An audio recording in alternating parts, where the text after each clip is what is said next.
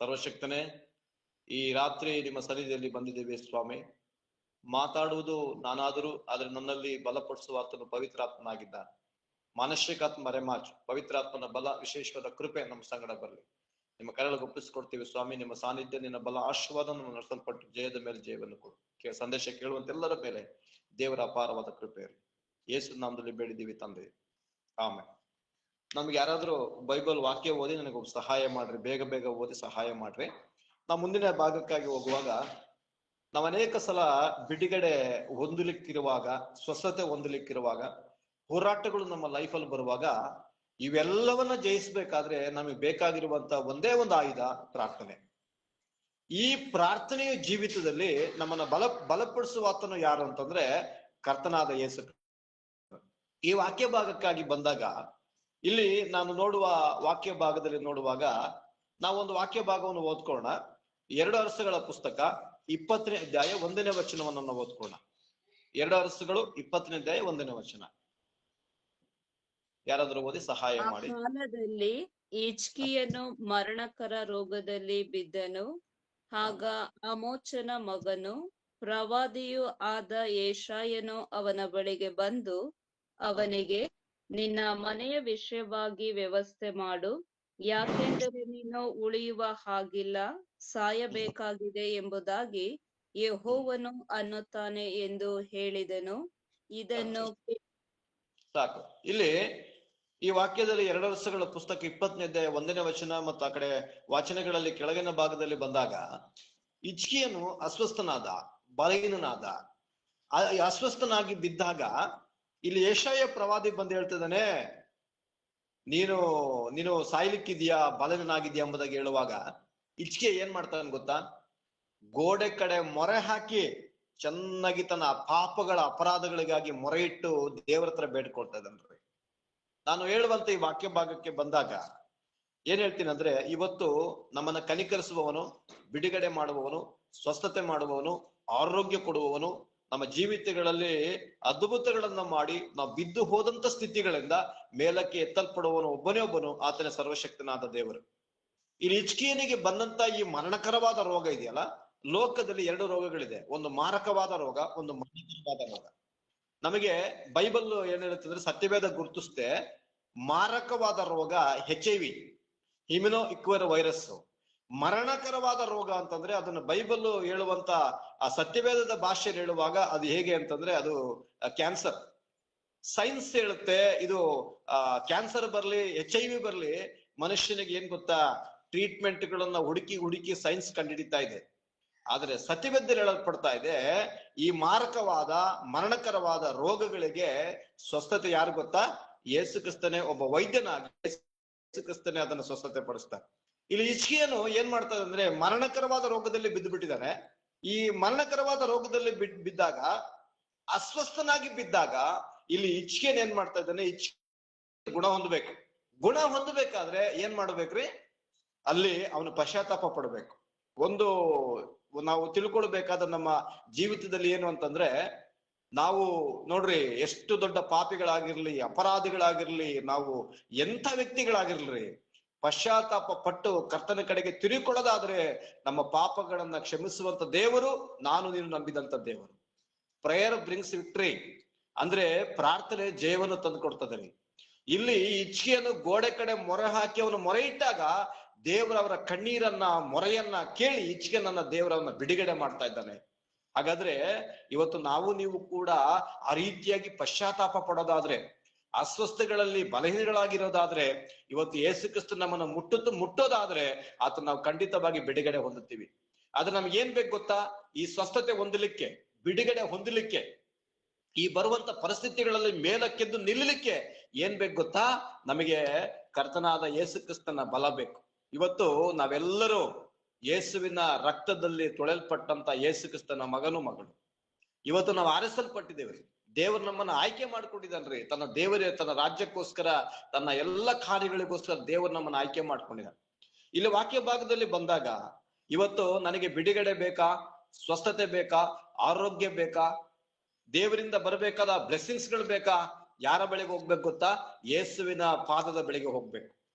ಯೇಸು ಕ್ರಿಸ್ತನ ಪಾದದ ಬಳಿಗೆ ಹೋಗುವಾಗ ನಮ್ಮ ಪ್ರತಿ ಪರಿಸ್ಥಿತಿಗಳನ್ನ ಆತನು ಬದಲಾವಣೆ ಮಾಡುವನಾಗಿದ್ದಾನೆ. ಯಾಕೆಂತಂದ್ರೆ ನಮ್ಮ ಪರಿಸ್ಥಿತಿಗಳನ್ನ ಬದಲಾವಣೆ ಮಾಡುವುದು ಮನುಷ್ಯರಲ್ರಿ. ಯಾರು ಬದಲಾವಣೆ ಮಾಡ್ತಾರಂದ್ರೆ ಯೇಸು ಕ್ರಿಸ್ತನೇ ನಮ್ಮ ಪರಿಸ್ಥಿತಿಗಳನ್ನ ಬದಲಾವಣೆ ಮಾಡ್ತಾರೆ. ಯಾಕೆ ಗೊತ್ತಾ? ಯೇಸು ಕ್ರಿಸ್ತನೇ ನಿಜವಾದ ದೇವರಾಗಿರೋದ್ರಿಂದ, ಯೇಸು ಸ್ವಾಮಿ ಮರಣವನ್ನ ಗೆದ್ದಿರೋದ್ರಿಂದ, ಯೇಸು ಕ್ರಿಸ್ತನು ಮಾತ್ರ ಒಬ್ಬನೇ ಪ್ರತಿ ಮನುಷ್ಯನ ಕಷ್ಟಗಳನ್ನ ಪರಿಸ್ಥಿತಿಗಳನ್ನ ಆತನು ಬದಲಾವಣೆ ಮಾಡ್ಲಿಕ್ಕೆ ಆತನು ಶಕ್ತನಾಗಿದ್ದಾನೆ. ನಾನು ಇದರಲ್ಲಿ ಒಂದು ಎಕ್ಸಾಂಪಲ್ ಹೇಳಲಿಕ್ಕೆ ಇಷ್ಟಪಡ್ತೀನಿ. ನಾನು ಇಲ್ಲೇ ಸಾಗರ ಪ್ರಾಂತ್ಯದಲ್ಲಿರುವಾಗ ಇಲ್ಲಿ ಹತ್ತಿರದಲ್ಲಿ ಒಂದು ಜೋಗ್ ಫಾಲ್ಸ್ ಅಂತ ಒಂದು ಸ್ಥಳ ಇದೆ. ಅಲ್ಲಿ ನಮ್ಮ ಅಂಕಲ್ ಒಬ್ರು ಬಹಳಷ್ಟು ಕುಡಿತಾ ಇದ್ರು.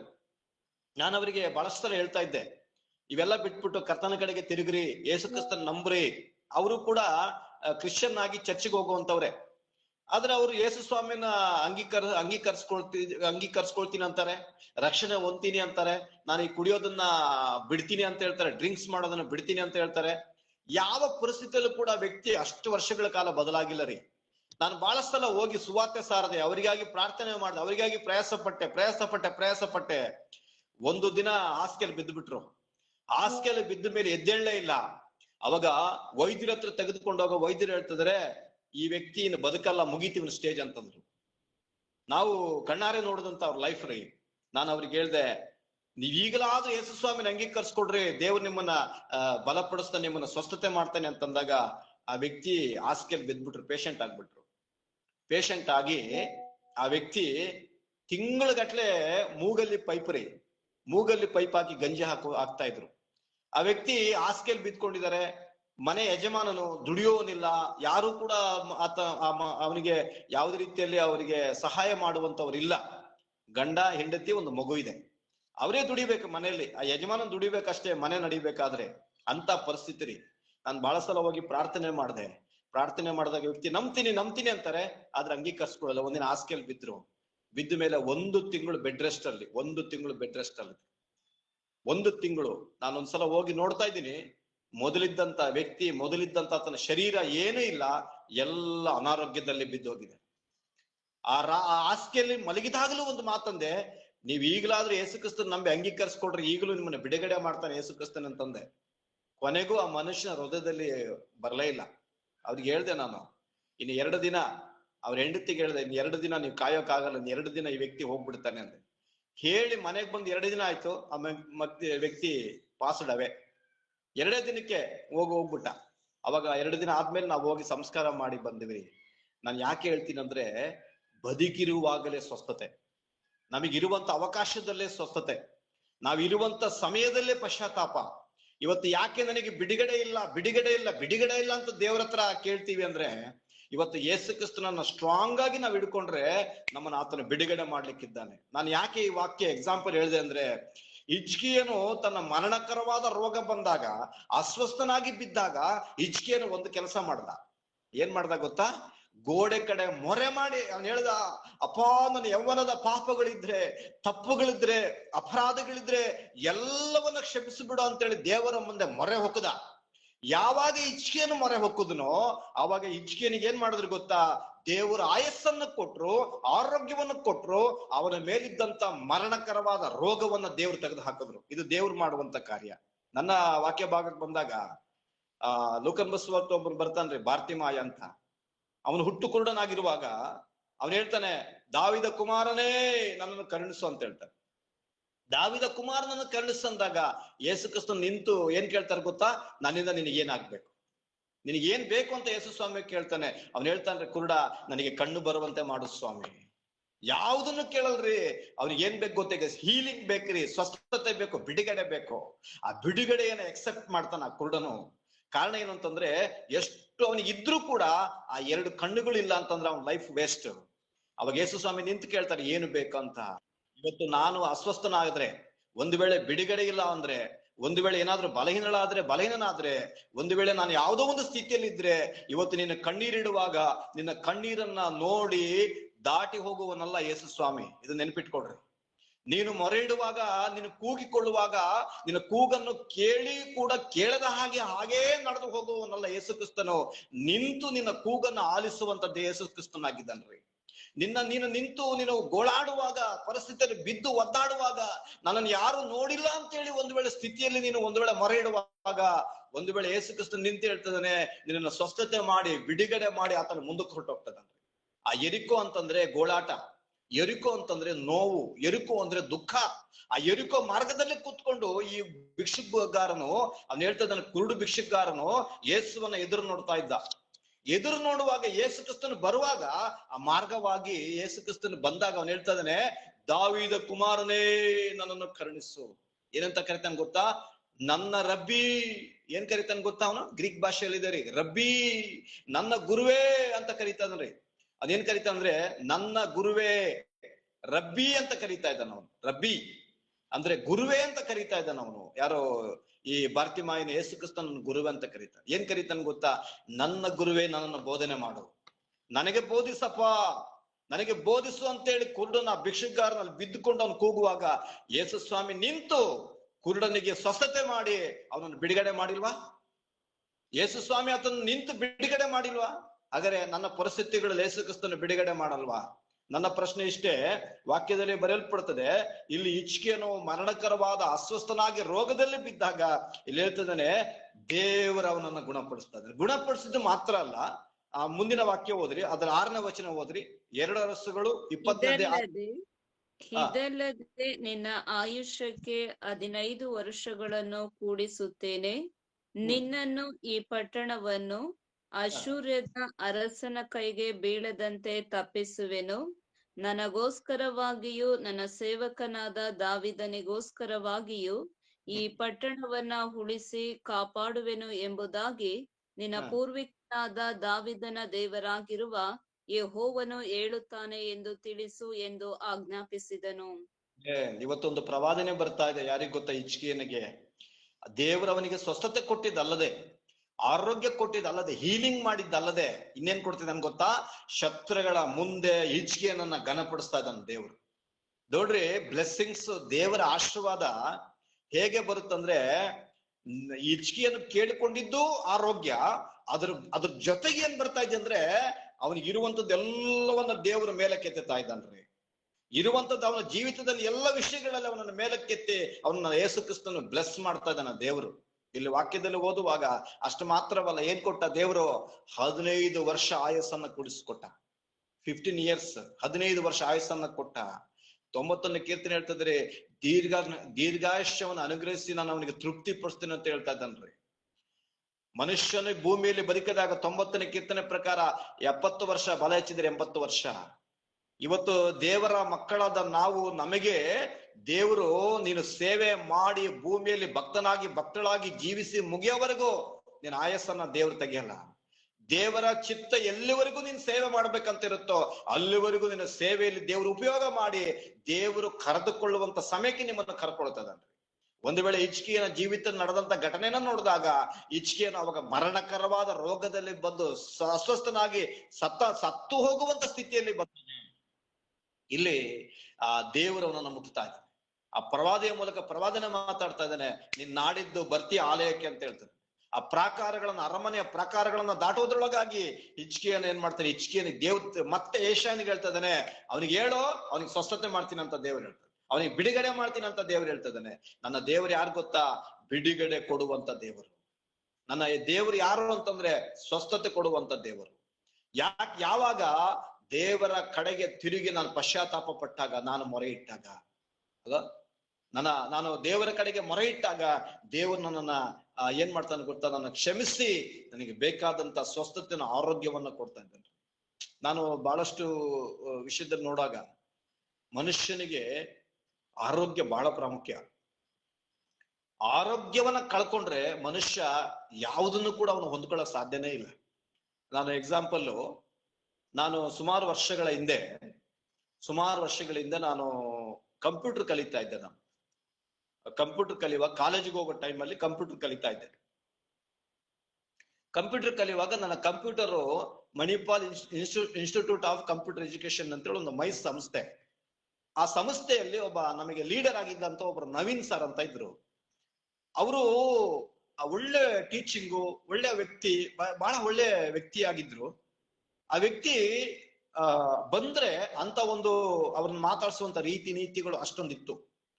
ನೀವು ನಂಬ್ತಾರ ಇಲ್ವೋ, ನಿನ್ನೆ ರಾತ್ರಿ ಅವ್ರನ್ನ ಸ್ಥಿತಿ ನೋಡಿದ್ರಿ, ಅವರು ಪ್ಯಾರಲೈಸ್ ಆಗಿ ಒಂದು ಸೈಡ್ ಪ್ಯಾರಲೈಸ್ ಆಗಿ ಕೈ ಕಾಲೆಲ್ಲ ಬಿದ್ದೋಗ್ಬಿಟ್ಟಿದ್ದಾರೆ.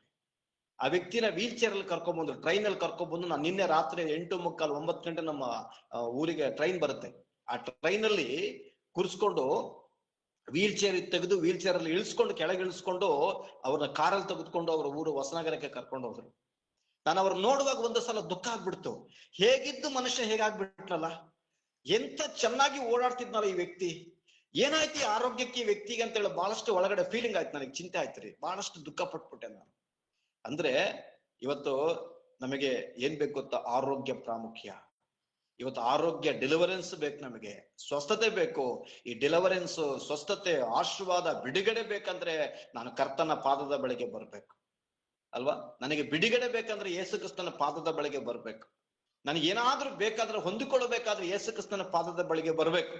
ಅದಕ್ಕೋಸ್ಕರ ಯೇಸು ಸ್ವಾಮಿ ದೇವ ವಾಕ್ಯ ಭಾಗ ಬರೆಯಲ್ಪಡ್ತದೆ, ನಿನಗೆ ದೀರ್ಘಾಯುಷ್ಯ ಅನುಗ್ರಹಿಸ್ತೀನಿ ಅಂತ ದೇವರು ಹೇಳ್ತದಾನೆ. ನನ್ನ ದೇವರು ಯಾರು ಗೊತ್ತಾ? ಆರೋಗ್ಯದಾಯಕನಾದ ದೇವರು. ನನ್ನ ದೇವರು ಆರೋಗ್ಯದಾಯಕನಾದ ದೇವರು. ಇಲ್ಲಿ ಹಿಜ್ಕೀಯನಿಗೆ 15 ವರ್ಷವನ್ನ ಕೂಡಿಸಿದ್ದಲ್ಲದೆ ಅವನಿಗಿರುವಂತ ಶತ್ರುಗಳ ಬಲಗಳನ್ನ ದೇವರು ಮುರಿದು ಹಾಕ್ತಾ ಇದ್ದಾನೆ. ಎಲ್ಲವನ್ನ ಮುರಿದು ಹಾಕಿ ಎಲ್ಲವನ್ನ ತೆಗೆದು ಅವನು ಹೇಳ್ತದಾನೆ, ಅವನ ರಾಜ್ಯವನ್ನ, ಹಿಜ್ಕೀಯನ ರಾಜ್ಯವನ್ನ ಅವನ ಸ್ಥಿರಪಡಿಸ್ತಾ ಇದ್ದಾನ್ರಿ. ಇವತ್ತು ಪಶ್ಚಾತ್ತಾಪ ಪಡುವಾಗ ನಮ್ಗೆ ಜೀವಿತದಲ್ಲಿ ಒಂದು ದೊಡ್ಡ ಬದಲಾವಣೆಗಳನ್ನು ದೇವ್ರು ತರ್ತಾನೆ. ದೇವರ ಪಾದಕ್ಕೆ ಬರುವಾಗ ದೇವ್ರು ನಮ್ಗೆ ಬದಲಾವಣೆಗಳನ್ನ ತರ್ತದನ್ರಿ. ಇವತ್ತು ನಮ್ಮನ್ನ ಯಾರು ಅಭಿವೃದ್ಧಿ ಮಾಡಿಲ್ಲ, ನಮಗೇನು ಕೊಟ್ಟಿಲ್ಲ, ನಮಗೇನು ಮಾಡಿಲ್ಲ, ನಾವೇನು ಇಲ್ಲ ಅಂತೇಳಿ ನಾವ್ ಹೇಳಲೇಬಾರದ್ರಿ. ಯಾಕಂತಂದ್ರೆ ನಮಗೆ ಈ ಲೋಕದ ಬ್ಲೆಸ್ಸಿಂಗ್ಸ್ ಗಳಿಗಿಂತ, ಲೋಕದ ಆಶೀರ್ವಾದಗಳಿಗಿಂತ, ಲೋಕದ ಯಾವುದೋ ಇದಕ್ಕಿಂತ, ಅದಕ್ಕಿಂತ ಅಮೂಲ್ಯವಾದವನು ಯೇಸು ಕ್ರಿಸ್ತ ನಿನ್ ಜೊತೆಗಿರ್ಬೇಕಾದ್ರೆ ನಿನಗೆ ಎಲ್ಲವೂ ನೀನು ಹೊಂದಿಕೊಳ್ತಿದ್ದೀರಿ ಅಲ್ವಾ? ನನ್ನ ಒಂದು ವಾಕ್ಯ ಭಾಗಕ್ಕಾಗಿ ಬಂದಾಗ ನಾನು 2 ರೀತಿಯಾದ ಸೇವೆಗಳಿದೆ ನಮ್ಮ ಲೈಫ್ ಅಲ್ಲಿ. 2 ರೀತಿಯಾದ ನಂಬಿಕೆಗಳಿದೆ. ಒಂದು with god, for god. With god ಅಂತಂದ್ರೆ ದೇವರೊಂದಿಗೆ ಇರುವುದು, ದೇವರೊಂದಿಗಿರುವಂತ. ವಿತ್ ಅಂದ್ರೆ ದೇವರೊಂದಿಗಿರುವಂಥದ್ದು, ಫಾರ್ ಅಂದ್ರೆ ದೇವರಿಗೋಸ್ಕರ. ವಿತ್ ಗಾಡ್ ಅಂದ್ರೆ ದೇವರೊಂದಿಗೆ ಇರುವಂತದ್ದು, ಫಾರ್ ಗಾಡ್ ಅಂತಂದ್ರೆ ದೇವರಿಗೋಸ್ಕರ. ನಾವು ದೇವರಿಗೋಸ್ಕರ ಇರಬಾರ್ದು, ದೇವರಿಗೋಸ್ಕರ ಅಲ್ಲ ನಾವಿರೋದು. ಯಾರಿಗೋಸ್ಕರ? ವಿತ್ ದೇವರೊಂದಿಗಿರ್ತೀವಿ ನಾವು. ಯಾರೊಂದಿಗೆ? ದೇವರೊಂದಿಗಿರ್ಬೇಕ್ರಿ. ನಮ್ಮ ಲೈಫ್ ಅಲ್ಲಿ ಬರುವಂತ ಎಲ್ಲ ವಿಷಯಗಳಲ್ಲಿ ದೇವರು ಎಲ್ಲವನ್ನ ಬದಲಾವಣೆ ಮಾಡ್ಲಿಕ್ಕೆ ಆತನ ಶಕ್ತನಾಗಿದ್ದಾನೆ. ನನ್ನ ವಾಕ್ಯ ಭಾಗಕ್ಕೆ ಬಂದಾಗ ನಾವೊಂದು ವಾಕ್ಯ ಓದೋಣ್ರಿ. ಕೀರ್ತನೆಗಳು 103 3ನೇ ವಚನ. 103 3ನೇ ವಚನವನ್ನು ಓದು. ಆತನು ನಿನ್ನ ಎಲ್ಲಾ ಅಪರಾಧಗಳನ್ನ ಕ್ಷಮಿಸುವವನು, ಸಮಸ್ತ ರೋಗಗಳನ್ನು ವಾಸಿ ಮಾಡುವವನು, ನಿನ್ನ ಜೀವವನ್ನು ನಾಶದಿಂದ ತಪ್ಪಿಸುವವನು, ಪ್ರೀತಿ ಕೃಪೆಗಳೆಂಬ ಕಿರೀಟದಿಂದ ನಿನ್ನನ್ನು ಶೃಂಗರಿಸುವವನು ಆಗಿದ್ದಾನೆ. ಶ್ರೇಷ್ಠ ವರಗಳಿಂದ ನಿನ್ನ ಆಶೆಯನ್ನು ಪೂರ್ತಿಗೊಳಿಸುತ್ತಾನೆ. ಹದ್ದಿಗೆ ಬರುವಂತೆ ನಿನಗೆ ಯೌವನವನ್ನು ತಿರುಗಿ ಬರಮಾಡುತ್ತಾನೆ. ಆಮೇಲೆ ದೇವರು ಇಷ್ಟು ಬ್ಲೆಸ್ಸಿಂಗ್ಸ್ ನಮ್ಗೆ ಇಟ್ಟಿದ್ದಾನ್ರಿ. ನಿಮ್ಮ ಅಪರಾಧಗಳನ್ನ ಕ್ಷಮಿಸಿ ಸಮಸ್ತ ರೋಗಗಳನ್ನ ವಾಸಿ ಮಾಡ್ತೀನಿ ಅಂತ ವಾಕ್ಯ. ನಿಮ್ಮ ಅಪರಾಧಗಳನ್ನ ಕ್ಷಮಿಸಿ. ಯಾವಾಗ? ಆತನ ಕಡೆಗೆ ನಾವು ಪಶ್ಚಾತ್ತಾಪ ಪಟ್ಟು ತಿರುಗಿಕೊಂಡಾಗ, ಆತನ ಕಡೆಗೆ ಪಶ್ಚಾತ್ತಾಪ ಪಟ್ಟು ತಿರುಗಿಕೊಂಡಾಗ ಅದು ವಾಕ್ಯ ಹೇಳ್ತದೆ, ನಿಮ್ಮ ಇಲ್ಲಿ ಅಪರಾಧಗಳನ್ನು ಕ್ಷಮಿಸಿ ಸಮಸ್ತ ರೋಗಗಳನ್ನ ವಾಸಿ ಮಾಡ್ತಾನಂತ. ಮೊದಲು ನಮ್ಮನ್ನ ದೇವರು ನಾವು ಏನ್ ಕ್ಷಮಿಸಲ್ಪಡ್ಬೇಕಂದ್ರೆ ನಮ್ಮ ಪಾಪಗಳು ಕ್ಷಮಿಸಲ್ಪಡ್ಬೇಕು. ನಮ್ಮ ಪಾಪಗಳು ಕ್ಷಮಿಸಲ್ಪಟ್ಟಾಗ ಆಟೋಮೆಟಿಕ್ ನಾವು ಸ್ವಸ್ಥರಾಗ್ಬಿಡ್ತೀವಿ. ನಮ್ಮ ಅಪರಾಧಗಳು ಕ್ಷಮಿಸಲ್ಪಡಬೇಕು, ನಾವು ಆಟೋಮೆಟಿಕ್ ಆರೋಗ್ಯವಂತರಾಗ್ತಿದ್ದೀವಿ. ನಮ್ಮ ಪಾಪಗಳು, ಅಪರಾಧಗಳು ಕ್ಷಮಿಸಿದಾಗ ನಾವು ಆಟೋಮೆಟಿಕ್ ನಾವು ಸ್ವಸ್ಥತೆ ಹೊಂದುತ್ತೀವ್ರಿ. ಯೇಸು ಕ್ರಿಸ್ತನ ಅದನ್ನೇ ಹೇಳ್ತದನ್ರಿ. ನನ್ನ ಒಂದು ವಾಕ್ಯ ಭಾಗಕ್ಕೆ ಬಂದಾಗ, ನಾನು ಈ ವಾಕ್ಯ ಭಾಗಕ್ಕೆ ಬಂದಾಗ ಇಲ್ಲಿ ಈ ಆಫ್ರಿಕಾ ದೇಶದಲ್ಲಿ ನಾನು ಯಾವತ್ತೂ ಒಂದ್ಸಲ ಹೇಳಿದ್ದೆ, ಮತ್ತೊಂದ್ಸಲ ನೆನಪು ಮಾಡ್ತೀನಿ. ಆಫ್ರಿಕಾ ದೇಶದಲ್ಲಿ ಬಂದಾಗ, ಆಫ್ರಿಕಾ ದೇಶದ ಜನರ ಕತ್ತಲೆಯ ತುಂಬಿದಂತ ದೇಶ ಅದು.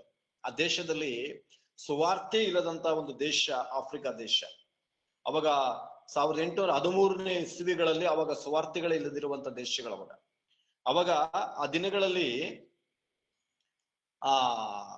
ದಿನಗಳಲ್ಲಿ ಬಂದಾಗ ಆಫ್ರಿಕಾ ದೇಶದ ಜನರಿಗೆ ಸುವಾರ್ತೆ ಗೊತ್ತಿಲ್ಲ, ಒಳ್ಳೇದು ಗೊತ್ತಿಲ್ಲ, ಯಾವ್ದು ಅರಿವಿರ್ಲಿಲ್ಲ ಜನರಿಗೆ. ಕಾಡು ಪ್ರದೇಶದಲ್ಲಿರುವಂತ ಜನ, ಆಫ್ರಿಕಾ ದೇಶದ 2 ಜನಾಂಗ ಇದ್ದಾರೆ. ಮನುಷ್ಯರನ್ನ ತಿನ್ನುವಂತ ಆಫ್ರಿಕಾ ಪೀಪಲ್ಸ್, ಪಿಗ್ಮಿ ಜನಾಂಗ ಅಂದ್ರೆ ಮೊಸಳೆ ತಿನ್ನುವಂತ ಜನಾಂಗ ಇದ್ದಾರೆ. ಅಲ್ಲಿ 2 ಜನಾಂಗದಲ್ಲಿದ್ದಾರೆ. ಈ ಆಫ್ರಿಕಾ ಮನುಷ್ಯರನ್ನ ತಿನ್ನುವಂತ ಟ್ರೈಬಲ್ ಮಧ್ಯದಲ್ಲಿ ಹೋಗ್ಲಿಕ್ಕಾಗಿ ಒಂದು ದರ್ಶನ ಒಬ್ಬ ಸೇವಕರಿಗೆ ಬರುತ್ತೆ.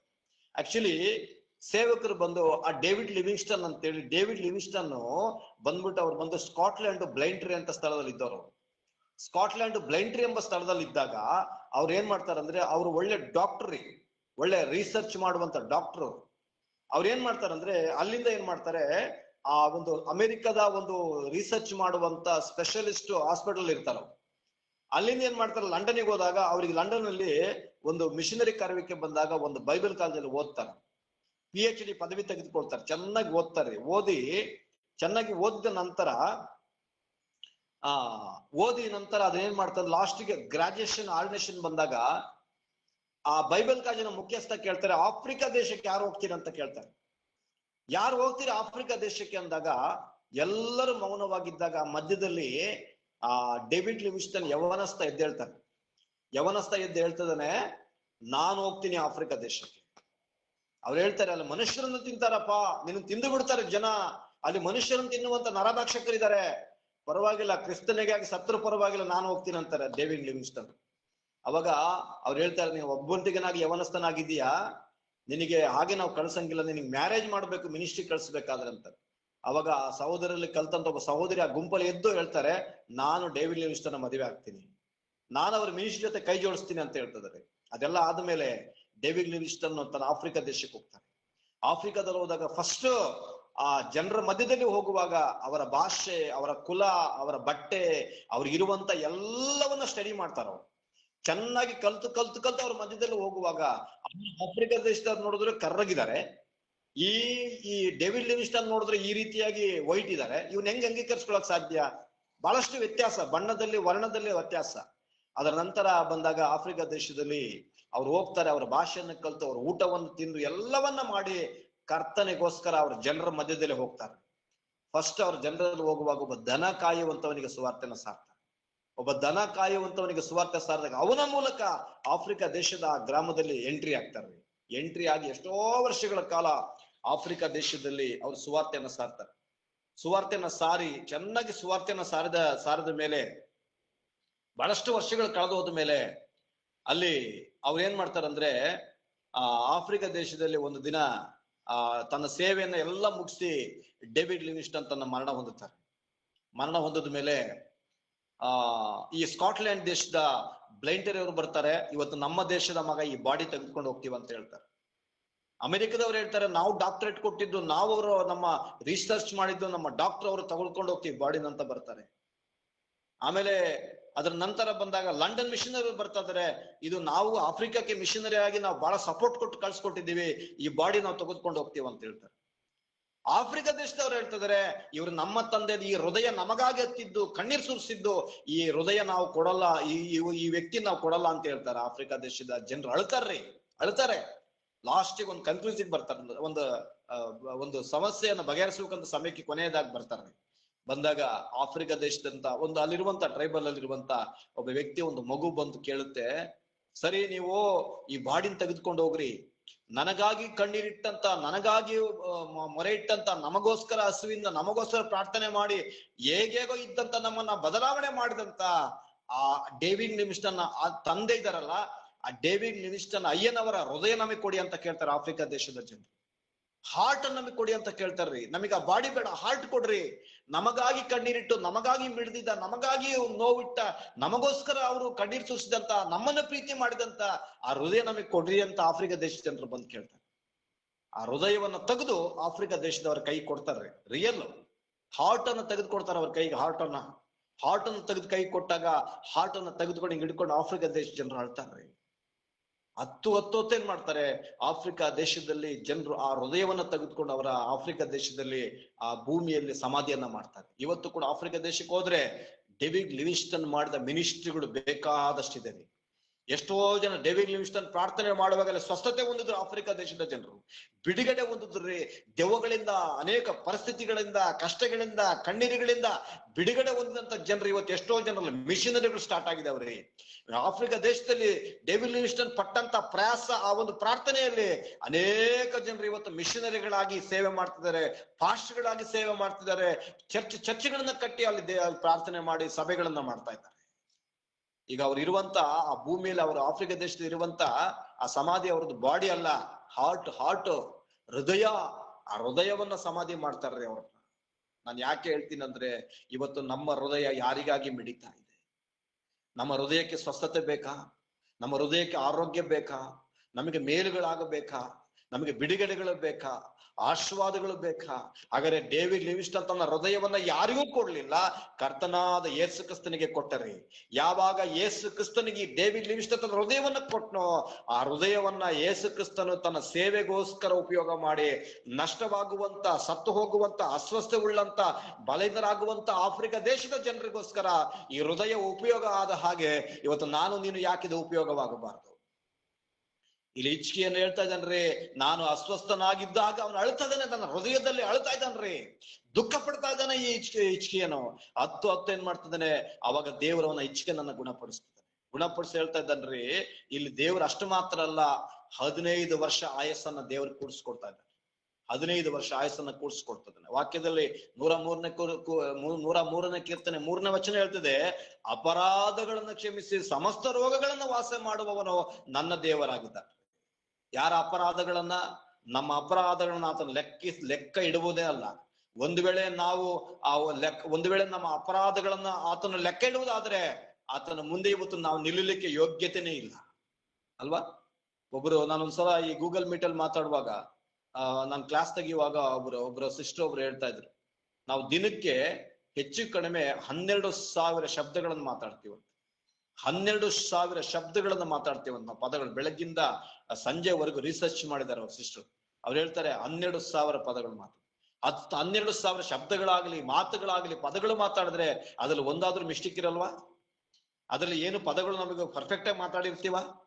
ಎಲ್ಲವೂ ಏನ್ ಗೊತ್ತಾ, ಏನಾದ್ರೂ ಒಂದು ಮಿಸ್ಟೇಕ್ಗಳು ಮಾತುಗಳಲ್ಲಿ, ನಡವಳಿಕೆಯಲ್ಲಿ, ನೋಟದಲ್ಲಿ, ಎಲ್ಲವೂ ಒಂದು ದಿನಕ್ಕೆ ಹಗಲು 12 ಗಂಟೆ, ರಾತ್ರಿ 12 ಗಂಟೆ, ಟೋಟಲ್ ಒಂದು ದಿನಕ್ಕೆ 24 ಗಂಟೆ ಆದ್ರೆ, ಈ 12 ಗಂಟೆಗಳ ಕಾಲ ನಾವು ರಾತ್ರಿ ಸಮಯಗಳಲ್ಲಿ ಕತ್ತಲಲ್ಲಿ ಕಳೆದ್ರೆ, ಇನ್ನು 12 ಗಂಟೆಗಳ ಕಾಲ ಸ್ವಲ್ಪ ಹಗಲು ಕತ್ತಲು ಎಲ್ಲ ಮಿಕ್ಸ್ ಆಗಿ ಕಳೆದಾಗ, ನಾವು ಅಪರಾಧಗಳನ್ನ, ಮಾತುಗಳನ್ನು ಮಾತಾಡುವಾಗ, ನಾವು ಕ್ಯಾಸುವಲ್ ಆಗಿ ಮಾತಾಡುವಾಗಲೇ ನಾವು ಕೆಲವೊಂದು ತಪ್ಪುಗಳನ್ನ ಮಾಡಿರ್ತಿದೀವಿ. ಒಂದು ವೇಳೆ ದೇವರು ಅದನ್ನ ಲೆಕ್ಕಕ್ಕಿಟ್ರೆ, ನನ್ನ ಪ್ರಶ್ನೆ ಇಷ್ಟೇ, ಒಂದು ವೇಳೆ ದೇವರು ಅದನ್ನ ಲೆಕ್ಕಕ್ಕಿಟ್ಟು ಬಿಟ್ರೆ ಆತನ ಮುಂದೆ ನಿಲ್ಲಲಿಕ್ಕೆ ನಾವು ಯೋಗ್ಯರೇ ಅಲ್ಲ. ಒಂದು ವೇಳೆ ದೇವರದನ್ನ ಲೆಕ್ಕಕ್ಕಿಟ್ಟು ನಿನ್ನ ಅಪರಾಧಗಳನ್ನ ಕ್ಷಮಿಸಲ್ಲ ಅಂತ ಅಂದ್ಬಿಟ್ರೆ ಮುಗಿತ್ ನಮ್ಮ ಕತೆ. ನಮ್ಮ ಕತೆ ಏನಿಲ್ರಿ, ನಾವು ಅಪರಾಧಗಳನ್ನ ಕ್ಷಮಿಸದ ಹಾಗೆ ನಾವು ಹೋಗ್ಬಿಡ್ತೀವಿ. ವಾಕ್ಯ ಭಾಗ ಬರೆಯಲ್ಪಡ್ತಾ ಇದೆ, ಇದು ವಾಕ್ಯ ಹೇಳಲ್ಪಡ್ತಾ ಇದೆ ಇಲ್ಲಿ, ನೀವು ದೇವರು ನಮ್ಮ ಅಪರಾಧಗಳನ್ನ ಆತನು ಕ್ಷಮಿಸುವನಾಗಿದ್ದಾನೆ ವಾಕ್ಯ ಭಾಗ ಬರೆಯಲ್ಪಡ್ತದೆ. ನಾವೊಂದು ವಾಕ್ಯವನ್ನು ನೋಡೋಣ. ಲೋಕನ ಸುವಾರ್ತೆ 7ನೇ ಅಧ್ಯಾಯ, ಅದರ 7ನೇ ಅಧ್ಯಾಯ 1ನೇ ವಚನದಿಂದ 7ನೇ ವಚನದವರೆಗೆ ಹೋದ್ರಿ. ಆತನು ತನ್ನ ಮಾತುಗಳನ್ನೆಲ್ಲ ಜನರು ಕೇಳುವಂತೆ ಹೇಳಿ ಮುಗಿಸಿದ ಮೇಲೆ ಕಫೆರ್ನೌಮಿಗೆ ಬಂದನು. ಅಲ್ಲಿ ದಂಡಿನ ಶತಾಧಿಪತಿಗೆ ಇಷ್ಟನಾದ ಒಬ್ಬ ಆಳು ಕ್ಷೇಮವಿಲ್ಲದೆ ಸಾಯುವ ಹಾಗಿದ್ದನು. ಅವನು ಯೇಸುವಿನ ಸುದ್ದಿಯನ್ನ ಕೇಳಿ ಆತನ ಬಳಿಗೆ, ನೀನು ಬಂದು ನನ್ನ ಆಳನ್ನು ಸ್ವಸ್ಥ ಮಾಡಬೇಕೆಂದು ಆತನನ್ನು ಬೇಡಿಕೊಳ್ಳುವ ಹಾಗೆ ಯೆಹೂದ್ಯರ ಹಿರಿಯರನ್ನು ಕಳುಹಿಸಿದನು. ಅವರು ಯೇಸುವಿನ ಬಳಿಗೆ ಬಂದು, ನಿನ್ನಿಂದ ಇಂಥ ಉಪಕಾರ ಹೊಂದುವುದಕ್ಕೆ ಅವನು ಯೋಗ್ಯನು, ಅವನು ನಮ್ಮ ಜನರನ್ನು ಪ್ರೀತಿಸುವವನು, ತಾನೇ ನಮ್ಮ ಸಭಾ ಮಂದಿರವನ್ನು ನಮಗಾಗಿ ಕಟ್ಟಿಸಿದನು ಎಂದು ಆತನನ್ನು ಬಹಳವಾಗಿ ಬೇಡಿಕೊಳ್ಳಲು ಯೇಸು ಅವರ ಸಂಗಡ ಹೋದನು. ಆತನು ಇನ್ನು ಮನೆಗೆ ಮುಟ್ಟುವುದಕ್ಕೆ ಸ್ವಲ್ಪ ದೂರವಿರುವಾಗಲೇ ಶತಾಧಿಪತಿಯು ಸ್ನೇಹಿತರನ್ನು ಆತನ ಬಳಿಗೆ ಕಳುಹಿಸಿ, ಪ್ರಭುವೇ, ತೊಂದರೆ ತೆಗೆದುಕೊಳ್ಳಬೇಡ, ನೀನು ನನ್ನ ಮನೆಗೆ ಬರತಕ್ಕಷ್ಟು ಯೋಗ್ಯತೆ ನನ್ನಲ್ಲಿಲ್ಲ. ಈ ಕಾರಣದಿಂದ ನಾನು ನನ್ನನ್ನು ನಿನ್ನ ಬಳಿಗೆ ಬರುವುದಕ್ಕೆ ತಕ್ಕವನೆಂದು ಎಣಿಸಿಕೊಳ್ಳಲಿಲ್ಲ. ಆದರೆ ನೀನು ಒಂದು ಮಾತು ಹೇಳು, ನನ್ನ ಆಳಿಗೆ ಗುಣವಾಗುವುದು. ಆಮೇನ್. ಇಲ್ಲಿ ವಾಕ್ಯ ಭಾಗದಲ್ಲಿ ಬರೆಯಲ್ಪಡ್ತದೆ, ಲೋಕನ ಪುಸ್ತಕ 7ನೇ ಅಧ್ಯಾಯ 1ರಿಂದ 7ನೇ ವಚನದಲ್ಲಿ ಬರೆಯಲ್ಪಡ್ತದೆ, ಒಬ್ಬ ಶತಾಧಿಪತಿ ಯೇಸು ಕ್ರಿಸ್ತರ ಹತ್ರ ಬರ್ತಾ ಇದ್ದಾರೆ. ಒಬ್ಬ ಶತಾಧಿಪತಿ ಅಂದ್ರೆ ಬೈಬಲ್ ಅಲ್ಲಿ 3 ಭಾಗಗಳಿದೆ. ಒಂದು ದಶಾಧಿಪತಿ, ಶತಾಧಿಪತಿ, ಸಹಸ್ರಾಧಿಪತಿ. ರೋಮನರ ಕಾಲಗಳಲ್ಲಿ ಕೆಲವು ಸೇನೆಗೆ ಕೆಲವು ಕಮಾಂಡೆಂಟ್ ಗಳು ನೇಮಕ ಮಾಡ್ತಿದ್ರು. ನೇಮಕ ಮಾಡುವಂತ ಅವರ ಪದ್ಧತಿಗಳು ಹೇಗಿತ್ತಂದ್ರೆ ಕ್ರಮವಾಗಿ ಅವರಿಗೆ ಅಧಿಕಾರಗಳನ್ನು ಕೊಡ್ತಾ ಇದ್ರು. ದಶಾಧಿಪತಿ, ಶತಾಧಿಪತಿ, ಸಹಸ್ರಾಧಿಪತಿ. 10 ಜನರ ಮೇಲೆ ಒಬ್ಬ ಕಮಾಂಡೆಂಟ್, 100 ಜನರ ಮೇಲೆ ಕಮಾಂಡೆಂಟ್, 1000 ಜನರ ಮೇಲೆ ಕಮಾಂಡೆಂಟ್. ಇಲ್ಲಿ ಶತಾಧಿಪತಿ 100 ಜನರ ಮೇಲೆ ಒಬ್ಬ ಈ ಶತಾಧಿಪತಿ ಇರುವಾಗ, ಈ ಶತಾಧಿಪತಿಯ ಆಳು ಅಸ್ವಸ್ಥನಾಗಿ ಮಲಗಿಕೊಂಡಾಗ ಇಲ್ಲಿ ಬಂದು ಅವನು ಯೇಸು ಸ್ವಾಮಿ ಅಂತ ಕೇಳ್ತಾನೆ, ಸ್ವಾಮಿ ನನ್ನ ಆಳು ಅಸ್ವಸ್ಥನಾಗಿದ್ದಾನಂತ ಕೇಳ್ತಾನೆ. ಒಂದು ವೇಳೆ ಶತಾಧಿಪತಿ ಒಂದೇ ಒಂದು ಚಿಚಿಕೆ ಹಾಕಿ ಒಂದು ಚಪ್ಪಾಳೆ ಹೊಡೆದಿದ್ರೆ, ಒಂದು ಆಳನ್ನ ಕರೆದಿದ್ರೆ, ಆಳು ಯೇಸು ಕ್ರಿಸ್ತನ ಹತ್ರ ಬಂದು ಅವನು ಅಸ್ವಸ್ಥನಾದಂತನ ಹತ್ರ ಅವ್ನು ಕರ್ಕೊಂಡು ಹೋಗ್ತಿರ್ಲಿಲ್ವಾ? ನೋಡ್ರಿ, ಶತಾಧಿಪತಿ ನಂಬಿಕೆ ನೋಡ್ರಿ, ಅವನೇ ಸ್ವತಃ ಯೇಸು ಕ್ರಿಸ್ತನ ಹತ್ರ ಬರ್ತಾ ಇದ್ದಾನ್ರಿ. ತಾನು ಸ್ವತಃವಾಗಿ ತಗ್ಗಿಸ್ಕೊಳ್ತಾ ಇದ್ದಾನೆ. ನನ್ನ ಆಳು ಅಸ್ವಸ್ಥನಾಗಿ ಬಿದ್ದಿದ್ದಾನೆ ಸ್ವಾಮಿ, ಅವನಿಗೆ ಬಿಡುಗಡೆ ಬೇಕು. ಎಂತ ನಂಬಿಕೆ ಅಲ್ಲ. ಯೇಸು ಕ್ರಿಸ್ತನಿಗೆ ಬೈಬಲ್ ಅಲ್ಲಿ ಹೊಸ ಒಡಂಬಡಿಕೆಯಲ್ಲಿ ಯೇಸು ಕ್ರಿಸ್ತನ ಕಾಲದಲ್ಲಿ ಯೇಸು ಸ್ವಾಮಿಗೆ ಹೃದಯಕ್ಕೆ ಮುಟ್ಟಿದ 2 ಘಟನೆಗಳು. ಏನ್ ಗೊತ್ತಾ 2 ಘಟನೆಗಳು? ಒಂದು, ಶತಾಧಿಪತಿ ತನ್ನನ್ನು ತಾನು ತಗ್ಗಿಸಿಕೊಂಡು ತನಗೇನ್ ಮಾಡ್ತಾನಂದ್ರೆ ಯೇಸು ಸ್ವಾಮಿ ಹತ್ರ ಬಂದು ಹೇಳ್ತಿದ್ದಾನೆ, ಸ್ವಾಮಿ ನನ್ನ ಆಳನ್ನ ಸ್ವಸ್ಥತೆ ಮಾಡು, ನೀನು ನನ್ನ ಮನೆಗೆ ಬರತಕ್ಕಷ್ಟು ಯೋಗ್ಯತೆ ಇಲ್ಲ ಅಂತ ಹೇಳ್ತಾನೆ. ಇದು ಶತಾಧಿಪತಿಯ ಈ ಮಾತು ಯಾವಾಗ ಹೇಳ್ತಾನೆ ಶತಾಧಿಪತಿ, ಅವಾಗ ಯೇಸು ಕ್ರಿಸ್ತನ ಹೃದಯ ಕದಲ್ದಂಗಾಗತ್ತೆ. ಅವಾಗ ಯೇಸು ಸ್ವಾಮಿ ಹೇಳ್ತಾರೆ, ಇಂಥ ನಂಬಿಕೆನ ಎಲ್ಲೂ ಕೂಡ ಯೇಸು ಕ್ರಿಸ್ತನ ನೋಡಲ್ಲ ರೀ. ಎಂತ ನಂಬಿಕೆ ಗೊತ್ತಾ? ಯಜಮಾನನೇ ಬಂದು ಯೇಸು ಕ್ರಿಸ್ತನ ಪಾದದ ಬಂದು ಹೇಳ್ತಾ ಇದ್ದಾನೆ, ನನ್ನ ಆಳು ಅಸ್ವಸ್ಥನಾಗಿದ್ದಾನೆ ಸ್ವಾಮಿ, ಬನ್ನಿ ಅಂತ ಕರೀತಾನೆ. ಅಸ್ವಸ್ಥನಾಗಿದ್ದಾನೆ ಬನ್ನಿ ಅಂತ ಕರೆದಾಗ ಅವಾಗ ಏನ್ ಮಾಡ್ತಾರೆ ಗೊತ್ತಾ? ಯೇಸು ಕ್ರಿಸ್ತನ ಬೆಳಗ್ಗೆ ಶತಾಧಿಪತಿ ಬಂದು ಯೇಸು ಸ್ವಾಮಿ ಅಂತ ಕೇಳಿದಾಗ ಯೇಸು ಕ್ರಿಸ್ತನಿಗೆ ಹೃದಯದಲ್ಲಿ ಒಂದು ಒಳ್ಳೆಯ ಒಂದು ನಂಬಿಕೆ, ಒಂದು ವಿಚಿತ್ರವಾದ ವಿಶೇಷವಾದ ಒಂದು ಅನುಭವ ಯೇಸು ಕ್ರಿಸ್ತನ ಸ್ಟಾರ್ಟ್ ಆಗುತ್ತೆ. ಬೈಬಲ್ ಅಲ್ಲಿ 2 ಘಟನೆಗಳು. ಒಂದು ಶತಾಧಿಪತಿಯ ನಂಬಿಕೆ ನೋಡಿ ಯೇಸು ಕ್ರಿಸ್ತನ ಆಶ್ಚರ್ಯಪಟ್ರು. ಇನ್ನೊಂದು ಯೇಸು ಕ್ರಿಸ್ತನಿಗೆ ಇಷ್ಟವಾದಂತ ಮತ್ತೊಂದು ಘಟನೆ ಏನ್ ಗೊತ್ತಾ? 5,000 ಜನರು ಊಟಕ್ಕೆ ಬಂದಾಗ ಯೇಸು ಕ್ರಿಸ್ತನ ಅವರಿಗೆ ಸ್ವಸ್ಥತೆ ಮಾಡಿದನು, ಬಿಡುಗಡೆ ಮಾಡಿದನು, ಅದ್ಭುತ ಮಾಡಿದನು, ಎಲ್ಲವನ್ನ ಮಾಡ್ದ. ಸಂಜೆ ಹೊತ್ತು ಸಮಯ ಬಂದಾಗ ಅವಾಗ ಏನ್ ಮಾಡ್ತಿದಾರೆ ಗೊತ್ತಾ? ಎಲ್ಲ ಶಿಷ್ಯರು ಹೇಳ್ತಾರೆ, ಸ್ವಾಮಿ ಇವ್ರಿಗೆ ಊಟಕ್ಕೇನಿಲ್ಲ, ಕಳ್ಸ್ಕೊಡೋಣ ಅಂತ ಹೇಳ್ತಿದ್ದಾರೆ. ಅವಾಗ ಅಲ್ಲಿ ಕಳ್ಸ್ಕೊಡುವ ಗುಂಪಲ್ಲಿ ಯಾರ ಹತ್ರ ಇತ್ತು ಗೊತ್ತಾ? 5 ರೊಟ್ಟಿ 2 ಮೀನು ಒಂದು ಚಿಕ್ಕ ಹುಡುಗನ ಹತ್ರ ಇತ್ತು. ಅಲ್ಲಿದ್ದಂಥವ್ರು ಯಾರ ಹತ್ರನೂ ಇರ್ಲಿಲ್ವಾ? ಆದ್ರೆ ಇದ್ರು ಕೊಡ್ಲಿಕ್ಕೆ ಮನ್ಸಿಲ್ಲ. ಅವ್ರಿಗಿದ್ರು ಕೂಡ ಯಾಕೆ ಕೊಡ್ಬೇಕು ಅನ್ನೋ ಮನಸ್ಥಿತಿ ಇರ್ಬೋದೇನೋ. ಒಂದು ವೇಳೆ ಈ ಚಿಕ್ಕ ಹುಡುಗ ಎದ್ದು ಬಂದು ಏನ್ ಮಾಡ್ತಾನೆ ಗೊತ್ತಾ? ಅವ್ನು ಹೇಳ್ತಾನೆ, ನನ್ನ ಬಳಿ 5 ರೊಟ್ಟಿ 2 ಮೀನಿದೆ ಸ್ವಾಮಿ ಅಂತ ಕೈ ಕೊಡ್ತಾನೆ. ನೋಡಿ, ಈ 2 ಘಟನೆಗಳು ಯೇಸು ಕ್ರಿಸ್ತನ ಹೃದಯಕ್ಕೆ ತಟ್ಟಿದಂತ ಘಟನೆಗಳ್ರಿ. ಯೇಸು ಕ್ರಿಸ್ತನ ಹೃದಯ ಟಚ್ ಆದಂತ ಘಟನೆಗಳು. ಶತಾಧಿಪತಿ ಹೇಳ್ತದಾನೆ, ನೀನು ನನ್ನ ಮನೆಗೆ ಬರುವಷ್ಟು ಯೋಗ್ಯತೆ ನನಗಿಲ್ಲಪ್ಪ, ನೀನು ಯಾರು ಗೊತ್ತಾ? ನೀನೇ ಸರ್ವಶಕ್ತನು ಅಲ್ವಾ? ಆತನ ಯೇಸು ಕ್ರಿಸ್ತನನ್ನ ಯಾವ ರೀತಿಯಲ್ಲಿ ಅಂದ್ಕೊಳ್ತಾ ಇದ್ದಾನಂದ್ರೆ, ಆ ಯೇಸು ಸ್ವಾಮಿನ ತನ್ನ ಮನೆಗೆ ಕರೆಸಿಕೊಳ್ಳುವಷ್ಟು ಯೋಗ್ಯತೆ ಅವನಿಗಿಲ್ಲ ಅಂತ ತನ್ನ ತಗ್ಗಿಸ್ಕೊಳ್ತಾ ಇದ್ದಾನೆ. ಅಂದ್ರೆ ಹಾಗಾದ್ರೆ ಯೇಸು ಸ್ವಾಮಿಯನ್ನ ಯಾವ ಸ್ಥಾನದಲ್ಲಿ ಇಟ್ಟಿದ್ದಾನಂದ್ರೆ ಶತಾಧಿಪತಿ ಉನ್ನತ ಸ್ಥಾನದಲ್ಲಿ ಯೇಸು ಸ್ವಾಮಿನ ಇಟ್ಟಿದ್ದಾನೆ. ಯೇಸು ಸ್ವಾಮಿ ಏನ್ ಹೇಳ್ತಾನೆ? ಅಲ್ಲೇ ನಿಂತುಕೊಂಡು ಆಳಿಗೆ ಮನೆಯಲ್ಲಿರುವಂತ ರೋಗಿಗೆ ಸ್ವಸ್ಥತೆಯನ್ನು ಕೊಡ್ತಾನೆ ಯೇಸು ಕ್ರಿಸ್ತನು. ಯೇಸು ಸ್ವಾಮಿ ಎಲ್ಲಿ ನಿಂತಿರ್ತಾನೋ ಅಲ್ಲೇ ನಿಂತು ಯೇಸು ಸ್ವಾಮಿ ಹೇಳುವಾಗ ಶತಾಧಿಪತಿ ಆಳನ್ನ ಯೇಸು ಕ್ರಿಸ್ತನ ಒಂದೇ ಒಂದು ಮಾತು ಹೇಳಲು ಸ್ವಸ್ಥತೆ ಉಂಟು. ವಾಕ್ಯ ಭಾಗದಲ್ಲಿ ಓದುವಾಗ ಇಲ್ಲಿ ವಾಕ್ಯದಲ್ಲಿ ಬರೆಯಲ್ಪಟ್ಟ ಪ್ರಕಾರ, ಹಾಗಾದ್ರೆ ಇಲ್ಲಿ ಶತಾಧಿಪತಿ ಏನ್ ಮಾಡ್ತಾ ಇದ್ದಾನಂತಂದ್ರೆ, ತನ್ನ ಯೇಸು ಕ್ರಿಸ್ತನ ಹತ್ರ ಬಂದು, ಸ್ವಾಮಿ ನಿನ್ನ ಬಳಿಗೆ ಬರುವಷ್ಟು ಯೋಗ್ಯತೆ ನನಗಿಲ್ಲ. ಕೇಳಿಸ್ತಾ ಇದೆಯಾ?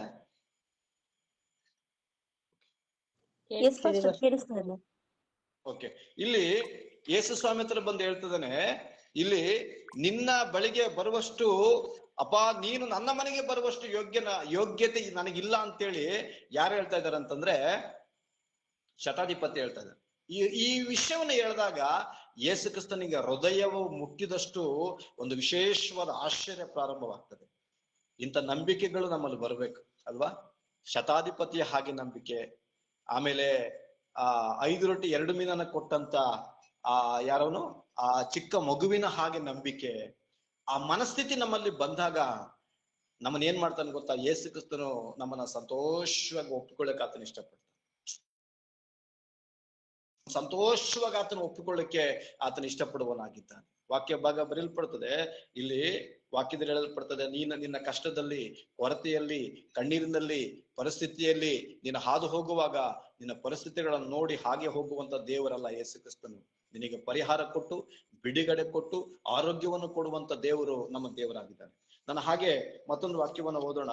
2 ಪೂರ್ವಕ ವೃತ್ತಾಂತ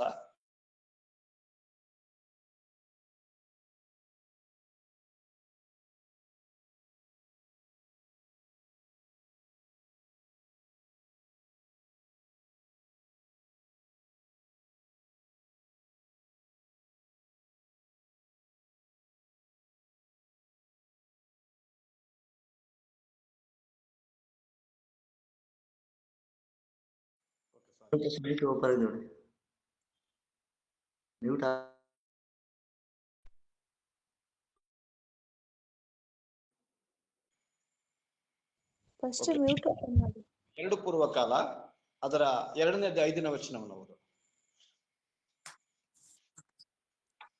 ನಮ್ಮ ದೇವರು ಎಲ್ಲಾ ದೇವರುಗಳಿಗಿಂತ ದೊಡ್ಡವನು. ನಾನು ಕಟ್ಟಿಸುವ ಆಲಯವು ದೊಡ್ಡದಾಗಿರಬೇಕು. ಅಷ್ಟೇ ಸಿಸ್ಟರ್, ಅಷ್ಟೇ. ಏನ್ ಹೇಳ್ತಾನೆ ಸೊಲೊಮೋನನು? ನನ್ನ ದೇವರು ಎಲ್ಲಾ ದೇವರುಗಳಿಗಿಂತ ದೊಡ್ಡವನಂತ. ಕನ್ಫ್ಯೂಸ್ ಮಾಡ್ಬೋದಾ ನಾವು?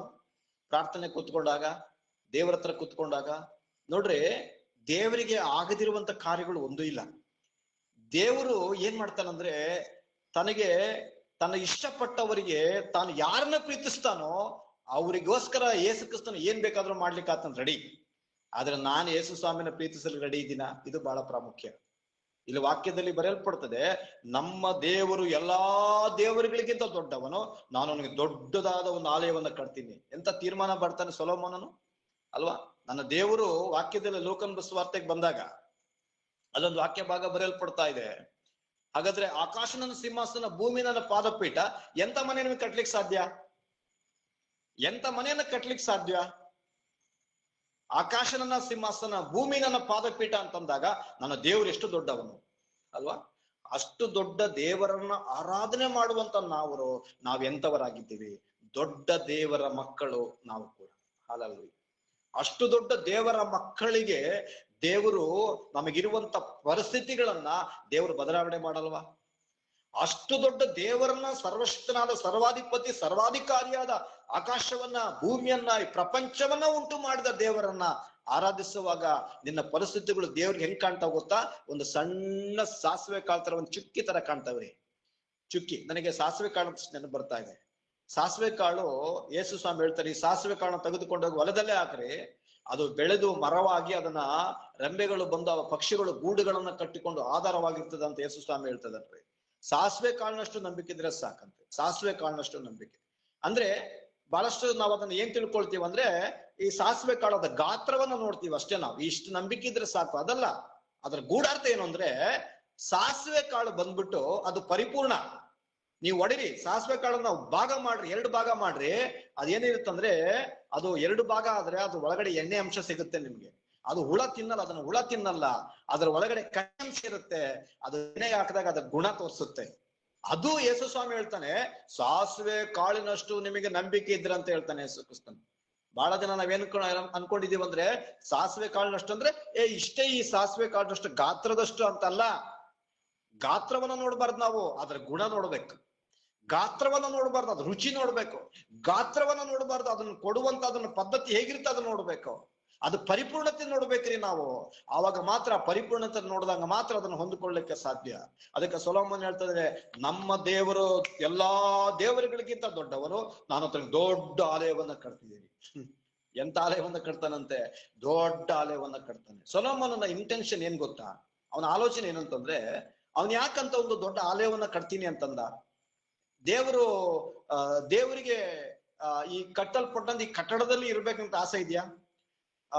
ಕೊರಿಂಥ ಬರೆದ ಪತ್ರಿಕೆಯಲ್ಲಿ 3:16-17 ವಾಕ್ಯ ಹೇಳ್ತಾರೆ, ನೀವೇ ದೇವರ ಆಲಯ ಅಂತ ಪೌಲ ಹೇಳ್ತಾನೆ. ಹಾಗಾದ್ರೆ ಅಲ್ವಾ? ನೀವು ನಮ್ಮನ್ನು ಪ್ರಶ್ನೆ ಮಾಡೋದಾದ್ರೆ, ನೀವೇ ದೇವರ ಆಲಯ ಅಂತ ಹೇಳ್ತಾನೆ ಪೌಲ ಕೊರಿಂಥ ಸಭೆಯಲ್ಲಿ, ಕೊರಿಂಥ ಪಟ್ಟಣದ ಆ ಸಭೆಯಲ್ಲಿ ಬೋಧನೆ ಮಾಡ್ತಾನಲ್ಲ ಪೌಲ. ಹಾಗಾದ್ರೆ ನೀವೇ ದೇವರ ಆಲಯವಾಗಿದ್ರೆ ಇಂಥ ದೊಡ್ಡ ಆಲಯ ಸೊಲೊಮೋನನ ಕಟ್ಟಬೇಕಾಗಿತ್ತು ಅಂತ ಒಂದ್ ವೇಳೆ ಆಶ್ಚರ್ಯವಾದ್ರೆ ಅದಕ್ಕೆ ಉತ್ತರ ಇಲ್ಲಿದೆ ನೋಡ್ರಿ. 6ನೇ ವಚನ ಓದ್ರಿ, ಅದ್ರ ಕೆಳಗಡೆ ಓದ್ರಿ. 2 ವಚನದಿಂದ ಬನ್ನಿ. ಆತನಿಗೋಸ್ಕರ ಆಲಯವನ್ನು ಕಟ್ಟುವುದಕ್ಕೆ ಶಕ್ತರಾರು? ಆಕಾಶವು ಉನ್ನತೋನ್ನತವಾದ ಆಕಾಶವು ಆತನ ವಾಸಕ್ಕೆ ಸಾಲದಿರುವಲ್ಲಿ ಆತನಿಗೋಸ್ಕರ ಆಲಯವನ್ನು ಕಟ್ಟುವುದಕ್ಕೆ ಶಕ್ತರಾರು? ನಾನು ಆತನ ಸನ್ನಿಧಿಯಲ್ಲಿ ಧೂಪ ಹಾಕುವ ಉದ್ದೇಶದಿಂದ ಹೊರತು ಆತನ ವಾಸಕ್ಕಾಗಿ ಆಲಯವನ್ನು ಕಟ್ಟಿಸುವುದಕ್ಕೆ ಎಷ್ಟರವನು? ನೋಡ್ರಿ, ಆತನ ವಾಸ ಮಾಡ್ಲಿಕ್ಕೆ ನಾನು ಆಲಯವನ್ನ ಕಟ್ಲಿಕ್ಕೆ ಎಷ್ಟರವನು? ದೇವರನ್ನ ಹಿಡಿದಿಡ್ತಾನ ಸೊಲೊಮೋನನು? ದೇವ್ರನ್ನೆಲ್ಲಾದ್ರೂ ಒಂದ್ ಕಡೆ ಒಂದು ಆಲಯವನ್ನ ಕಟ್ಟಿ ಅದ್ರೊಳಗೆ ಹಾಕ್ತಾನ? ದೇವ್ರು ಯಾರಂತಂದ್ರೆ ಆತನು ದೇವರು ಅಗ್ನಿ ದೇವರು. ನಾನು ಈ ಸಿರಾಕ ಗ್ರಂಥದಲ್ಲಿ, ಪವಿತ್ರ ಗ್ರಂಥ, ಕ್ಯಾಥೋಲಿಕ್ ಬೈಬಲ್ ಒಂದು ಗ್ರಂಥ ಇದೆ. ಸೊಲೊಮೋನನು ಬಹಳಷ್ಟು ಗ್ರಂಥಗಳನ್ನ ಬರೀತಾನೆ. ಆ ಗ್ರಂಥಗಳನ್ನು ಬರೆಯುವಾಗ ಅದರಲ್ಲಿ ಒಂದು ಸಿರಾಕ ಗ್ರಂಥ ಇದೆ. ಆ ಸಿರಾಕ ಗ್ರಂಥದಲ್ಲಿ ಸೊಲೊಮೋನ್ ಹೇಳ್ತದಾನೆ, ದೇವರು ಯಾರು ಅಂತ ಅವನ ಜ್ಞಾನವನ್ನ ಕಂಡುಹಿಡಿತದಾನೆ. ದೇವರ ಬಗ್ಗೆ ಅವನ ಜ್ಞಾನಿವಂತಲ್ಲ, ಆ ಜ್ಞಾನವನ್ನ ಕಂಡುಹಿಡಿತಾನೆ. ದೇವ್ರು ಯಾರು ಅಂತ ಹುಡುಕುವಾಗ ಅಲ್ಲೊಂದು ಅವನಿಗೆ ಸಿಗುತ್ತೆ. ಏನ್ ಸಿಗ್ತದ ಗೊತ್ತಾ? ದೇವರು ಸೂರ್ಯನಿಗಿಂತ 7 ಪಟ್ಟು ಬೆಳಕಂತೆ. ಜಸ್ಟ್ ಒಂದು ಅಪ್ರಾಕ್ಸಿಮೇಟ್ ಅಷ್ಟೇ, ಅವನು ಲೆಕ್ಕ ಹಾಕಿದಾನಷ್ಟೇ. ದೇವರು ಅದಕ್ಕಿಂತ ಭಯಂಕರನಾಗಿದ್ದಾನೆ. ದೇವರು ಸೂರ್ಯನಿಗಿಂತ 7 ಪಟ್ಟು ಬೆಳಕು ಅಂತೇಳಿ ಆ ಗ್ರಂಥದಲ್ಲಿ ಸೊಲೊಮೋನನು ಬರೀತದಾನೆ. ಅಂದ್ರೆ ಸೊಲೊಮೋನಿಗೂ ಗೊತ್ತಾಗ್ತಾ ಇಲ್ಲ ಜ್ಞಾನ ದೇವ್ರು ಆಗಿದ್ದಾನೆ ಅಂತ. ಅದ್ರಲ್ಲಿ ವಾಕ್ಯ ಭಾಗ ಬರೆಯಲ್ಪಡ್ತದೆ, ಆದ್ರೆ ನನ್ನ ದೇವರು ದೊಡ್ಡವನು, ಆತನಿಗೊಂದು ಆಲಯವನ್ನ ಕಟ್ತೀನಿ. ಅಂದ್ರೆ ಆತನ ವಾಸ ಮಾಡ್ಲಿಕ್ಕೆ ಆಲಯವನ್ನ ಕಟ್ಲಿಕ್ಕೆ ಯಾರು ಯೋಗ್ಯರು? ಅದು ಹೇಳ್ತಾನೆ ಸೊಲೊಮೋನನು. ಆದ್ರೆ ನಾನು ಏನಕ್ಕೆ ಆಲಯವನ್ನ ಮಾಡ್ತೀನಿ ಅಂದ್ರೆ, ಜನರು ಎಲ್ಲೆಲ್ಲಿ ಆ ಯೆರೂಸಲೇಮಿನ ಆಲಯದ ಹತ್ತಿರ ಮಂಟಪಗಳು ಮಾಡ್ತಾ ಇದ್ರು. ಅಸ್ವಸ್ಥರು, ಮೈ ಒಣಗಿದವರು, ಕುಷ್ಠರೋಗಿಗಳು ಊರೆಲ್ಲ ಭಿಕ್ಷೆಯನ್ನ ಬೇಡಿಕೊಂಡು ಬಂದು ಆಲಯದ ಮಂಟಪದ ಹತ್ರ ಮಲಗ್ಕೊಳ್ತಾ ಇದ್ರು. ರಾತ್ರಿ ಎಲ್ಲ ಮಲಗ್ತಾ ಇದ್ರು. ಆಮೇಲೆ ಬೆಳಗ್ಗೆ ಎದ್ದು ಮತ್ತೆ ಭಿಕ್ಷೆಗೆ ಹೋಗಿ ಮತ್ತೆ ರಾತ್ರಿ ಸಂಜೆ ಕತ್ಲಾದ್ಮೇಲೆ ಬಂದಲ್ಲಿ ಮಲಗ್ತಾ ಇದ್ರು. ಸೊಲೊಮೋನನ ಮಂಟಪದಲ್ಲಿ ಮಲಗ್ತಾ ಇದ್ರು. ಆದ್ರೆ ಇಲ್ಲಿ ವಾಕ್ಯದಲ್ಲಿ ಓದುವಾಗ, ಆದ್ರೆ ಸೊಲೊಮೋನನು ಯಾಕೆ ಇದನ್ನ ಹೇಳ್ತಾನಂದ್ರೆ, ನನ್ನ ದೇವರ ವಿಷಯದಲ್ಲಿ ಇಸ್ರಾಯೇಲರು ಈ ಕಾಡಿನಲ್ಲಿ, ಗುಡ್ಡದಲ್ಲಿ, ಮಾರ್ಗದಲ್ಲಿ, ದಾರಿಯಲ್ಲಿ ಎಲ್ಲ ಅವ್ರಿಗೆ ಎಲ್ಲೆಲ್ಲಿ ಸ್ಥಳ ಸಿಗುತ್ತೆ ಅಲ್ಲಿ ಯಜ್ಞಗಳನ್ನ ಮಾಡ್ತಾ ಇದ್ರು. ಅಲ್ಲಿ ಸರ್ವಾಂಗೋಮಗಳನ್ನ ಎಲ್ಲಿ ಆ ಒಂದು ಗುಡಾರದಲ್ಲಿ ಇಳಿದು ಬಂದಾಗ ಗುಡಾರದಲ್ಲಿ ಅಲ್ಲಿ ಯಜ್ಞಗಳನ್ನ ಮಾಡುವಾಗ ದೇವ್ರ ದರ್ಶನವನ್ನ ಕೊಟ್ಟು ಅವರಿಗೆ ಆಶೀರ್ವಾದ ಮಾಡ್ತಾ ಇದ್ರು. ಆದ್ರೆ ಒಂದು ಮಾತ್ರ ಸತ್ಯ, ಅದಕ್ಕೋಸ್ಕರ ಸೊಲೊಮೋನ್ ಹೇಳ್ತದೇನೆ, ದೇವರು ಒಂದೇ ಕಡೆ ದರ್ಶನ ಕೊಡ್ಬೇಕು. ದೇವರು ಇಸ್ರಾಯೇಲರು ಒಂದೇ ಕಡೆ ಸೇರಿ ಬರ್ಬೇಕು. ಎಲ್ಲರೂ ಒಂದೇ ಕಡೆ ಒಟ್ಟು ಮಾಡುವುದಕ್ಕೋಸ್ಕರ ಸೊಲೊಮೋನ್ ಹೇಳ್ತಿದ್ದಾನೆ, ನಾನು ನನ್ನ ದೇವರಿಗೊಂದು ದೊಡ್ಡ ಆಲಯವನ್ನ ಕಟ್ತೀನಿ. ಇಸ್ರಾಯೇಲರೆಲ್ಲ ಬಂದು ಯಜ್ಞವನ್ನ ಸಮರ್ಪಣೆ ಮಾಡ್ಬೇಕು, ತಮ್ಮ ಪಾಪಗಳ ಪಶ್ಚಾತ್ತಾಪ ಪಡಬೇಕು, ಅವರು ಸ್ವಸ್ಥತೆ ಆಗ್ಬೇಕು, ಆರೋಗ್ಯ ಬರಬೇಕು, ಬಿಡುಗಡೆ ಹೊಂದಬೇಕು ಅನ್ನುವಂತ ಒಂದು ದೊಡ್ಡ ಇಂಟೆನ್ಷನ್, ಒಂದು ದೊಡ್ಡ ಭಾರ ಸೊಲೊಮೋನ್ಗಿತ್ತು. ನನ್ನ ಒಂದು ವಾಕ್ಯ ಭಾಗಕ್ಕಾಗಿ ಬಂದಾಗ ಇಲ್ಲಿ ವಾಕ್ಯದಲ್ಲಿ ಓದಲ್ಪಟ್ಟ ಪ್ರಕಾರ, ಹಾಗಾದ್ರೆ ಇವತ್ತು ನನ್ನ ದೇವರು ಯಾರು ಅಂತಂದ್ರೆ ದೊಡ್ಡ ದೇವರು. ಅಂತ ದೇವರ ಮುಂದೆ ನಿನ್ನ ಯಾವ ಪರಿಸ್ಥಿತಿಗಳು ನಿಲ್ಲಲಿಕ್ಕೆ ಸಾಧ್ಯನೇ ಇಲ್ಲ. ಆ ದೇವರ ಮುಂದೆ ನೀನು ಪಶ್ಚಾತ್ತಾಪ ಪಡೋದಾದ್ರೆ, ಆತನ ಕಡೆಗೆ ತಿರುಗಿಕೊಳ್ಳೋದಾದ್ರೆ, ಆತನ ಕಡೆಗೆ ಮನಮರುಗೋದಾದ್ರೆ, ಆತನ ಇವತ್ತು ನನ್ನನ್ನ ಮಗಳೇ ಅಂತೇಳಿ ಆತನ ಕ್ಷಮಿಸಲಿಕ್ಕೆ ಆತನ ಸಕ್ತನಾಗಿದ್ದ. ನನ್ನ ವಾಕ್ಯ ಭಾಗಕ್ಕೆ ಮುಂದುವರಿಸೋದ ಭಾಗಕ್ಕೆ ಬಂದಾಗ, ನನ್ನ ಒಂದು ವಾಕ್ಯದಲ್ಲಿ ಬಂದಾಗ ನಾವೊಂದು ವಾಕ್ಯವನ್ನು ಲೂಕನ ಸುವಾರ್ತೆ 10ನೇ ಅಧ್ಯಾಯ 46ನೇ ವಚನದಿಂದ 52ನೇ ವಚನದವರೆಗೆ ಓದೋಣ. 46 ಇಲ್ಲ ಫಸ್ಟ್. ಲೂಕ 10:46. 46 ಇಲ್ಲ ಫಸ್ಟ್, ಲೂಕ 10. ಓಕೆ. ಮಾರ್ಕ 2:7-12.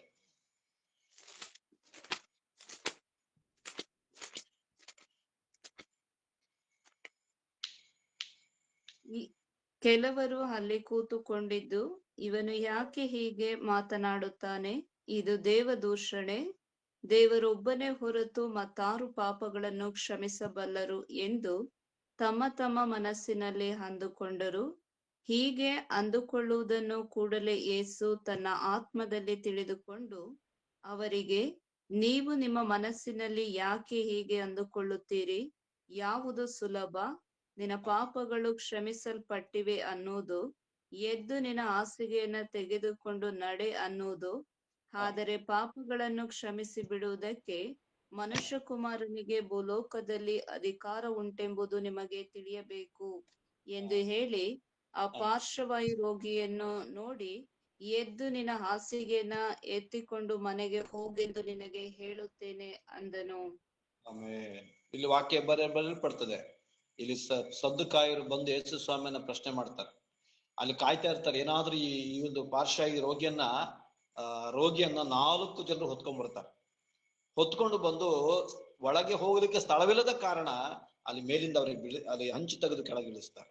ಇಳಿಸಿದ ಮೇಲೆ ಅಲ್ಲಿ ಏನ್ ನಡೆಯುತ್ತೆ ಅಂದ್ರೆ, ವಾಕ್ಯದಲ್ಲಿ ಹೇಳ್ತದೆ, ಯಾರ ನಂಬಿಕೆ ನೋಡಿ ಯೇಸು ಕ್ರಿಸ್ತನ ಗುಣಪಡಿಸ್ತಾನೆ, ಆ 4 ಜನರ ನಂಬಿಕೆ ನೋಡಿ ಪಾರ್ಶ್ವವಾಯು ರೋಗಿಯನ್ನ ಗುಣಪಡಿಸ್ತಾನೆ. ಮೊದಲು ಯೇಸು ಕ್ರಿಸ್ತನ್ ಏನ್ ಮಾಡ್ತಾನ್ರಿ, ಅಲ್ಲಿ ರೋಗ ಸ್ವಸ್ಥತೆ ಮಾಡ್ತಾ ಇಲ್ಲ ಯೇಸು ಸ್ವಾಮಿ, ಅವನ ಪಾಪಗಳನ್ನ ಕ್ಷಮಿಸ್ತದಾನೆ.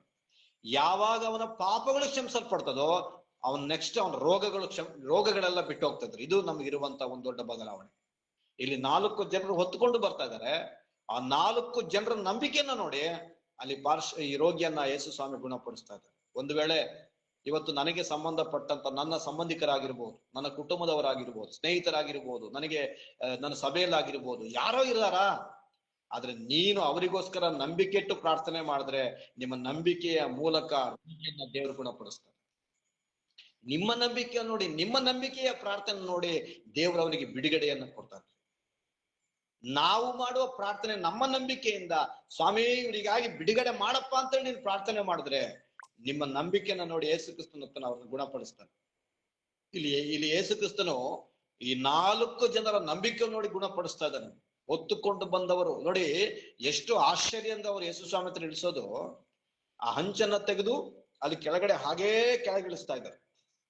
ಆ ದೋಲಿಯಲ್ಲಿ ರೋಗಿಯನ್ನ, ಆ ಪಾರ್ಶ್ವ ರೋಗಿಯನ್ನು ತೆಗೆದುಕೊಂಡು ಬಂದು ಕೆಳಗೆ ರೋಗಿನ ಇಟ್ಕೊಂಡು ಆಮೇಲೆ ಮೇಲೆ ಹತ್ತಿ ಹಂಚನ್ನ ತೆಗೆದು ಪೇಷಂಟ್ ಅನ್ನ ಮೇಲ್ ತೆಗೆದು ಆ ಮನೆ ಒಳಗೆ ಹೋಗ್ಲಿಕ್ಕೆ ಆಗದಿರುವಂತ ಸ್ಥಳವಂತ ಒಂದು ಕಠಿಣವಾದ ಸ್ಥಳವಿರುವಾಗ ಜನರ ಗುಂಪಾಗಿದ್ದಾಗ ಅವ್ರೇನ್ ಮಾಡ್ತಾರೆ ಗೊತ್ತಾ, ಹಂಚನ್ನ ತೆಗೆದು ಆ ಮನೆಯ ಮೇಲ್ಛಾವಣಿಯಿಂದ ಕೆಳಗಡೆ ಇಳಿಸ್ತಾರೆ. ಕೆಳಗಡೆ ಯೇಸು ಕ್ರಿಸ್ತನ್ ಇರುವಂತ ಸ್ಥಳಕ್ಕೆ ಇಳಿಸ್ತಾ ಇದ್ದಾರೆ. ಆದ್ರೆ ಏನ್ ನೋಡಿದ್ರು ಗೊತ್ತಾ ಯೇಸು ಸ್ವಾಮಿ, ಏನ್ ನೋಡಿದ್ರು, ಆ ಹೊತ್ತುಕೊಂಡು ಬಂದಂತ 4 ಜನರ ನಂಬಿಕೆನ ಯೇಸು ಸ್ವಾಮಿ ನೋಡಿ. ಒಂದು ವೇಳೆ ನಿಮ್ಮ ನಂಬಿಕೆನ ನೋಡಿ ನಿಮ್ಮ ಪಕ್ಕದವರನ್ನ ದೇವರು ಸ್ವಸ್ಥತೆ ಮಾಡಬಹುದು. ಒಂದು ವೇಳೆ ನಿಮ್ಮ ನಂಬಿಕೆ ನೋಡಿ ನಿಮ್ಮ ಕುಟುಂಬದಲ್ಲಿ ಯಾರಾದ್ರೂ ಬಿದ್ದಿದ್ರೆ ಅವ್ರನ್ನ ಸ್ವಸ್ಥತೆ ಮಾಡ್ತಾನೆ ಯೇಸು ಸ್ವಾಮಿ.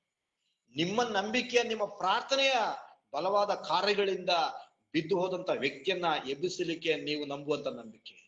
ಈ 4 ಜನರು ಹೊತ್ತುಕೊಂಡಂತ ಈ 4 ಜನರ ನಂಬಿಕೆಯನ್ನು ನೋಡಿ ಅಲ್ಲಿ ಏನ್ ಮಾಡ್ತಾರೆ, ಯೇಸು ಕ್ರಿಸ್ತನು ಪಾರ್ಶ್ವವಾಯು ಹೇಳ್ತದಾನೆ, ನಿನ್ನ ಪಾಪಗಳು ಕ್ಷಮಿಸಲ್ಪಟ್ಟಿದೆ, ನಿನ್ನ ಪಾಪಗಳು ಕ್ಷಮಿಸಲ್ಪಟ್ಟಿದೆ, ನಿನ್ನ ಪಾಪಗಳು ಕ್ಷಮಿಸಲ್ಪಟ್ಟಿದೆ, ನಿನ್ನ ಹಾಸಿಗೆನ ಎತ್ತುಕೊಂಡು ಹೋಗುವಂತ ಯೇಸು ಕ್ರಿಸ್ತನ ಅದ್ ಹೇಳಿ ಆತನನ್ನ ಗುಣಪಡಿಸ್ತಾ ಇದ್ದಾರೆ. ಹಾಗಾದ್ರೆ ಇವತ್ತು, ಈ ದಿನ, ಈ ರಾತ್ರಿ ನನಗೆ ಬಿಡುಗಡೆ, ನನಗೆ ಬೇಕಾಗಿರುವುದು ಬಿಡುಗಡೆ. ಎಷ್ಟೋ ಜನ ಬಿಡುಗಡೆ ಇಲ್ಲದೆ, ಸ್ವಸ್ಥತೆ ಇಲ್ಲದೆ, ಆರೋಗ್ಯ ಇಲ್ಲದೆ ಎಲ್ಲಿದ್ದಾರೆ ಗೊತ್ತಾ, ಆಸ್ಪತ್ರೆಯಲ್ಲಿ ಬಿತ್ಕೊಂಡಿದ್ದಾರೆ ಗೊತ್ತಾ ನಿಮ್ಗೆ. ಎಷ್ಟೋ ಜನ ರೋಗದಲ್ಲಿ ಸಾಲಗಳನ್ನ ಮಾಡಿಕೊಂಡು, ಮನೆಯ ಸಾಲ, ಎಷ್ಟು ಸಾಲಗಳನ್ನ ಮಾಡಿಕೊಂಡು, ಸಾಲಗಳ ಮೇಲೆ ಸಾಲಗಳನ್ನ ಮಾಡಿಕೊಂಡು ಎಲ್ಲೋ ಒಂದು ಕಡೆ ಬೀದಿಯಲ್ಲಿ ಜನರು ಬಿದ್ದಿದ್ದಾರೆ, ಸ್ವಸ್ಥತೆ ಇಲ್ಲ. ಇವರಿಗೆಲ್ಲರಿಗೂ ಸ್ವಸ್ಥತೆ ಬೇಕಾದ್ರೆ ಇವತ್ತು ನೀನು ಒಂದು ಪ್ರಾರ್ಥನಾ ವೀರನಾಗಿ ಬದಲಾಗ್ಬೇಕು. ನೀನು ಪ್ರಾರ್ಥನಾ ವೀರನಾಗಿ ಬದಲಾಗ್ಬೇಕು. ನಿನ್ನ ಬೀದಿ ಚೌಕಗಳಲ್ಲಿ ಬಿದ್ದುಕೊಂಡಂತ ಜನರಿಗಾಗಿ ಕೈಗಳೆತ್ತಿ ಪ್ರಾರ್ಥನೆ ಮಾಡ್ಬೇಕು. ಆ ಪ್ರಾರ್ಥನೆ ಮಾಡುವಾಗ ದೇವರು 100% ಆತನ ಬಿಡುಗಡೆ ಕೊಡ್ತದೆ. ಹೋದ್ರಿ ಪ್ರಲಾಪಗಳು 2:18 ಹೋದ್ರಿ. ಪ್ರಲಾಪ 2:18.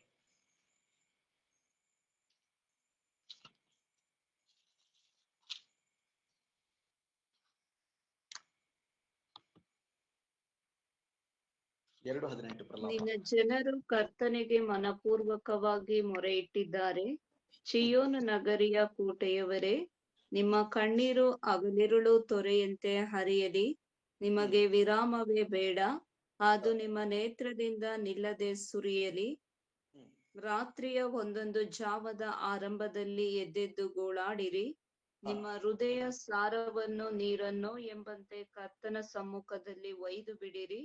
ಪ್ರತಿಯೊಂದು ಬೀದಿಯ ಕೊನೆಯಲ್ಲಿ ಹಸಿವೆಯಿಂದ ಮೂರ್ಛೆ ಹೋಗಿರುವ ನಿಮ್ಮ ಮಕ್ಕಳ ಪ್ರಾಣವನ್ನು ಉಳಿಸಬೇಕೆಂದು ಕೈ ಎತ್ತಿ ಪ್ರಾರ್ಥಿಸಿರಿ. ಇವತ್ತು ನನ್ನ ಕರ್ತವ್ಯ ಏನ್ ಗೊತ್ತಾ, ಬೀದಿಯಲ್ಲಿ ಬಿದ್ದು ಕೊಡಂತ ಮಕ್ಕಳಿಗಾಗಿ ಪ್ರಾರ್ಥನೆ ಮಾಡಿ. ಇವತ್ತು ನಾವು ಹೊಟ್ಟೆ ತುಂಬ ಊಟ ಮಾಡ್ತಾ ಇದ್ದೀವಿ, ಸುಖವಾಗಿದ್ದೀವಿ, ಎಲ್ಲೋ ಒಂದು ಕಡೆ ಚೆನ್ನಾಗಿದ್ದೀವಿ. ಆದ್ರೆ ಬೀದಿಗಳಲ್ಲಿ ಭಿಕ್ಷೆ ಬೇಡುವಂತ ಮಕ್ಕಳು ನೋಡಿದ್ರೆ ಕರಳು ಕಿತ್ತು ಬರುವಂತ ಒಂದು ದೃಶ್ಯಗಳು, ತುತ್ತು ಅನ್ನಕ್ಕಾಗಿ ಮನೆ ಮನೆ ಬೇಡುವಂತ ದೃಶ್ಯಗಳು. ನನಗೆ ನೆನಪಿರುವಂತ ಒಂದು ಕುಟುಂಬ, ನನ್ನ ಜೊತೆಗೆ ಆಟ ಆಡಿ ಬೆಳೆದಂತ ನನ್ನ ಸ್ನೇಹಿತ ಒಬ್ಬನು. ಒಟ್ಟು 3 ಜನ ಗಂಡು ಮಕ್ಕಳು, 3 ಜನ ಗಂಡು ಮಕ್ಕಳ್ರಿ. ಅವ್ರ ತಾಯಿ ತಂದೆ ಬದುಕಿದ್ದಾಗ ಒಟ್ಟು 3 ಜನ ಗಂಡು ಮಕ್ಕಳಲ್ಲಿ ಮೊದಲನೇ ಅವನಿಗೆ ಮದುವೆ ಮಾಡ್ಬಿಟ್ರು. ಅವ್ನು ಮದುವೆ ಆಗಿ ಅವನ ಹೆಂಡತಿ ಮನೆ ಕಡೆ ಹೋಗಿ ಸೆಟ್ಲ್ ಆಗ್ಬಿಟ್ಟ. ಇನ್ನು 2 ಮಕ್ಕಳು, 2 ಹುಡುಗರು. 2 ಹುಡುಗರು ಕುಡಿಯೋದನ್ನ ಕಲ್ತ ತಂದೆ ತಾಯಿಗಳು ತೀರ್ಕೊಂಡ್ಬಿಟ್ರು, ಆ ಸಣ್ಣ ವಯಸ್ಸಿಗೆ ಸತ್ತೋಗ್ಬಿಟ್ರು. ನಾವು ಕಣ್ಣು ಮುಂದೆ ನೋಡಿದಂತ ಘಟನೆಗಳು. ಮಕ್ಕಳು ಬೆಳೀತಾ ಬೆಳೀತಾ ಒಂದು 10 ವರ್ಷ ಬಂದಾಗ, 10 ವರ್ಷಕ್ಕೆ ಬಂದಾಗ, 11 ವರ್ಷ 12 ವರ್ಷಕ್ಕೆ ಬಂದಾಗ ತಂದೆ ತಾಯಿ ಇಬ್ರು ತೀರ್ಕೊಂಡ್ಬಿಟ್ರು, ಸತ್ತೋಗ್ಬಿಟ್ರು. ಏನ್ ಮಾಡ್ತೀರಿ? ಮಕ್ಕಳನ್ನ ಯಾವ್ದೋ ದೊಡ್ಡಮ್ಮನ ಮನೆಯಲ್ಲೋ ಅತ್ತೆ ಮನೆಯಲ್ಲೋ ಚಿಕ್ಕಮ್ಮನ ಮನೆಯಲ್ಲೋ ಬಿಟ್ಟು ಸಾಕ್ಲಿಕ್ಕೆ ಬಿಟ್ರು. ಆ ಮಕ್ಕಳು ಚೆನ್ನಾಗಿ ನೋಡ್ಕೊಂಡ್ರು. ಅವ್ರು ಅತ್ತೆ ಮಾವ ಚಿಕ್ಕಮ್ಮ ಚಿಕ್ಕಪ್ಪ ದೊಡ್ಡಮ್ಮ ಚೆನ್ನಾಗಿ ನೋಡ್ಕೊಂಡ್ರು. ಆದ್ರೆ ಅವರಿಗೆ ತಂದೆ ತಾಯಿಗಳು ಭಯ ಇಲ್ಲ, ದೇವ್ರದ್ದು ಭಯ ಇಲ್ಲ. ಬೀದಿಗಳಲ್ಲಿ ಬೆಳೆದು ಬಿಟ್ರಿ. ಬೀದಿಗಳಲ್ಲಿ ಬೆಳೆದು ಕುಡುಕರಾಗ್ಬಿಟ್ರು ಅವ್ರು. ನಾನು ಅನೇಕ ಸಲ ನನ್ನ ರೋಡಲ್ಲಿ ಬರುವಾಗ ನಾನು ನೋಡ್ಬಿಟ್ಟು ಗೌರವಿಸಿದ್ರು. ಅಯ್ಯೋ ಪಾಸ್ಟರ್ ಬಂದ್ರು ಅಂತ ನನ್ನ ಸ್ನೇಹಿತರೆ, ನನ್ನ ಜೊತೆಗಿದ್ದಂತ ಸ್ನೇಹಿತರೆ ಅವರು. ಆದ್ರೆ ಇವತ್ತು ಅವರಿಗೆ ತಂದೆ ತಾಯಿಗಳ ಪ್ರೀತಿ ಇಲ್ಲ, ತಂದೆ ತಾಯಿಗಳ ಒಂದು ಕನಿಕರ ಇಲ್ಲ, ಅವರಿಗೆ ಕೊಡುವಂತವ್ರಿಲ್ಲ. ಅವ್ರನ್ನ ಯಾವ್ದೇ ರೀತಿಯಲ್ಲಿ ಅವ್ರನ್ನ ತಂದೆ ತಾಯಿಗಳು ನೋಡಿದ ಹಾಗೆ ನೋಡ್ಕೊಳ್ಳುವಂಥದ್ದು ಯಾರೇ ನೋಡಿದ್ರು. ಆದ್ರೆ ತಂದೆ ತಾಯಿಗಳು ನೋಡ್ಕೊಂಡಂಗಾಗತ್ತಾ? ಯಾರೇ ಪ್ರೀತಿ ತೋರ್ಸಿದ್ರು ಆ ತಂದೆ ತೋರಿಸುವಂತ ಪ್ರೀತಿ ತೋರ್ಸ್ಲಿಕ್ಕಾಗತ್ತಾ? ಯಾರೇ ತೋರ್ಸಿದ್ರು ಆ ಸ್ವಂತ ತಾಯಿ ಕರುಳು ಕಿತ್ತು ಅವ್ರಿಗೆ ತಾಯಿಯಿಂದ ಬರುವಂತ ಕಣ್ಣೀರ್ ಅವ್ರಿಗೆ ಸಿಗುತ್ತಾ? ಇದು ಬಹಳ ದುಃಖಕರವಾದ ನನ್ನ ಸಂಗತಿ. ನನ್ನ ಕಣ್ಣ ಮುಂದೆ ಅವನಿಗೆ ಬಟ್ಟೆಗಳು ಹಾಕ್ಲಿಕ್ಕೆ ಆಗ್ತಾ ಇಲ್ಲ, ರೋಡಲ್ಲಿ ಮಲ್ಕೊಂಡಿದ್ದಾನ್ರಿ. ಹಗಲು ರಾತ್ರಿಯಿಂದ ಮಳೆ ರೋಡಲ್ಲಿ ಬಿತ್ಕೊಂಡಿದ್ದಾನೆ. ಅವನು ಹೇಳ್ದ, ಪಾಸ್ಟರ್ ನಮ್ಮ ಅಮ್ಮ ಇದ್ದಿದ್ರೆ ನಮ್ಮನ್ನ ಕೈ ಬಿಡ್ತಿದ್ರ ಅಂತ. ನಮ್ಮ ಅಪ್ಪ ಇದ್ದಿದ್ರೆ ನಮ್ಮನ್ನ ನಿಮ್ಗೆ ಬಿಡ್ತಿದ್ರ ಪಾಸ್ಟರ್. ನಮ್ಮ ಅಪ್ಪ ಮಲ್ದಿರೋ ಅನಾಥರಾಗಿದ್ದೀವಿ ಪಾಸ್ಟರ್. ನಾನು ಯಾಕೆ ಇದನ್ನ ಎಕ್ಸಾಂಪಲ್ ಹೇಳ್ತೀನಿ ಅಂದ್ರೆ, ಇವತ್ತು ಇಂಥವ್ರಿಗೆಲ್ಲ ದಿಕ್ಕು ಯೇಸು ಕ್ರಿಸ್ತನೇ, ಇಂಥವ್ರೆಲ್ಲ ಪರಿಹಾರ ಯೇಸು ಕ್ರಿಸ್ತನೇ.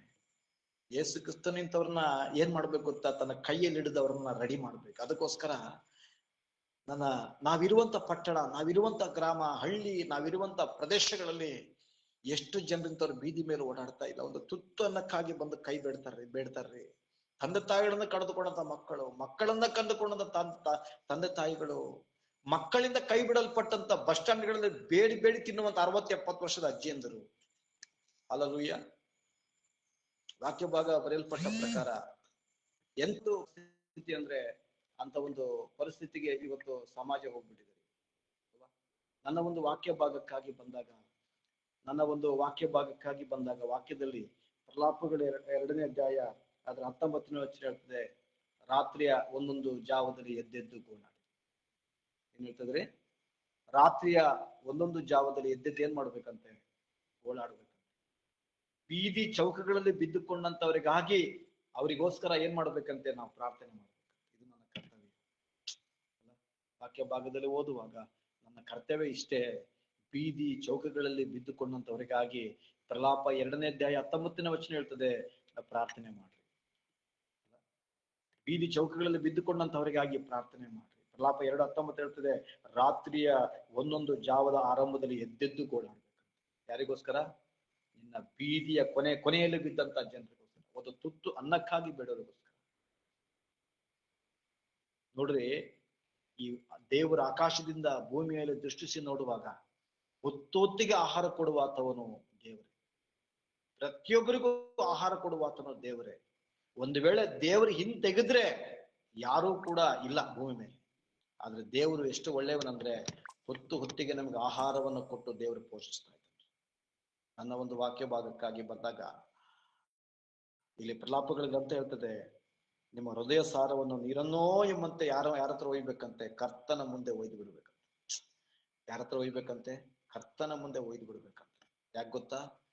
ಬೀದಿಯ ಚೌಕಗಳಲ್ಲಿ 1 ಚೌಕಗಳಲ್ಲಿ ಊಟವಿಲ್ಲದೆ, ವಸ್ತ್ರವಿಲ್ಲದೆ, ಬಟ್ಟೆ ಇಲ್ಲದೆ, ಯಾವುದೇ ರೀತಿಯಲ್ಲಿ ಅಸ್ವಸ್ಥರಾಗಿ, ರೋಗದಲ್ಲಿ ಬಲಹೀನರಾಗಿ, ಬಿಡುಗಡೆ ಇಲ್ಲದೆ ಬಿದ್ದಿರುವಂತ ಜನರಿಗೋಸ್ಕರ ಪ್ರಾರ್ಥನೆ ಮಾಡೋದಕ್ಕೋಸ್ಕರವೇ ಇವತ್ತು ನಿಮ್ಮನ್ನ ದೇವರು ಆರಿಸ್ಕೊಂಡಿದ್ದಾರೆ. ನಂಬ್ತೀರಾ? ಅದಕ್ಕೋಸ್ಕರನೇ ದೇವ್ರು ಇವತ್ತು ನಮ್ಮನ್ನ ಆಯ್ಕೆ ಮಾಡಿ ದೇವ್ರು ಇಟ್ಟಿದ್ದಾರೆ. ನಂಬ್ತೀರಾ? ಹಾಗಾದ್ರೆ ಇವತ್ತು ಹಿಜ್ಕೀಯನಾಗಿ ನಾವು ಪ್ರಾರ್ಥನೆ ಮಾಡ್ಬೇಕು. ಯಾರ ಹಾಗೆ ಪ್ರಾರ್ಥನೆ ಮಾಡ್ಬೇಕ್ರಿ? ಹಿಜ್ಕೀಯನಾಗಿ ಪ್ರಾರ್ಥನೆ ಮಾಡ್ಬೇಕು. ಸೊಲೊಮೋನನ ಹಾಗೆ ಒಂದು ತೀರ್ಮಾನಕ್ಕೆ ಬರ್ಬೇಕು.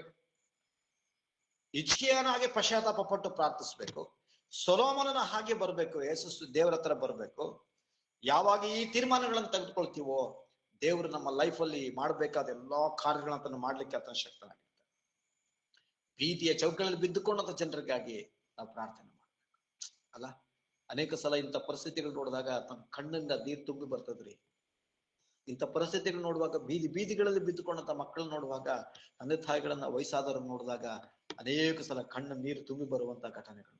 ಅದಕ್ಕೋಸ್ಕರ ಈ ಪ್ರಲಾಪಗಳ ಪುಸ್ತಕದಲ್ಲಿ ಇವನು ಬರಿತಾ ಇದ್ದಾನೆ, ಯಾರು ಯೆರೆಮೀಯನು ಬರಿತಾನೆ. ಪ್ರಲಾಪ ಅಂತಂದ್ರೆ ಕಣ್ಣೀರು, ಪ್ರಲಾಪ ಅಂದ್ರೆ ಗೋಳಾಟ, ಪ್ರಲಾಪ ಅಂತಂದ್ರೆ ದುಃಖ, ಪ್ರಲಾಪ ಅಂತಂದ್ರೆ ಅವನಿಗೆ ನಿಲ್ಲದಿರುವಂತ ಒಂದು ನೋವು, ವೇದನೆ, ಪ್ರಲಾಪ. ಅವನು ಈ ಯೆರೆಮೀಯನು ಕಣ್ಣೀರಿನ ಪ್ರವಾದಿ ಅಂತ ಕರೀತಾ ಇದ್ದಾರೆ. ತನ್ನ ಜನರಿಗೋಸ್ಕರ ಕಣ್ಣೀರಿಟ್ಟು ಪ್ರಾರ್ಥನೆ ಮಾಡ್ತಿದ್ದಾನೆ, ಕಣ್ಣೀರ್ ಸುರಿಸ್ತಾ ಇದ್ದಾನೆ. ಅಯ್ಯೋ ಜನರೇ ಅಂತೇಳಿ ಜನರಿಗೋಸ್ಕರ ಕಣ್ಣೀರಿಡ್ತಾನೆ, ಹಗಲು ರಾತ್ರಿ ಕಣ್ಣೀರಿಡ್ತಾ ಇದ್ದಾನ್ರಿ. ಇವತ್ತು ನನಗೂ ಆ ಭಾರ ದೇವ್ರು ಕೊಟ್ಟಿದ್ದ, ನಾನೇ ಆ ಕಣ್ಣೀರಿಡು ಮಾಡ್ತೀನಿ ಅಲ್ವಾ?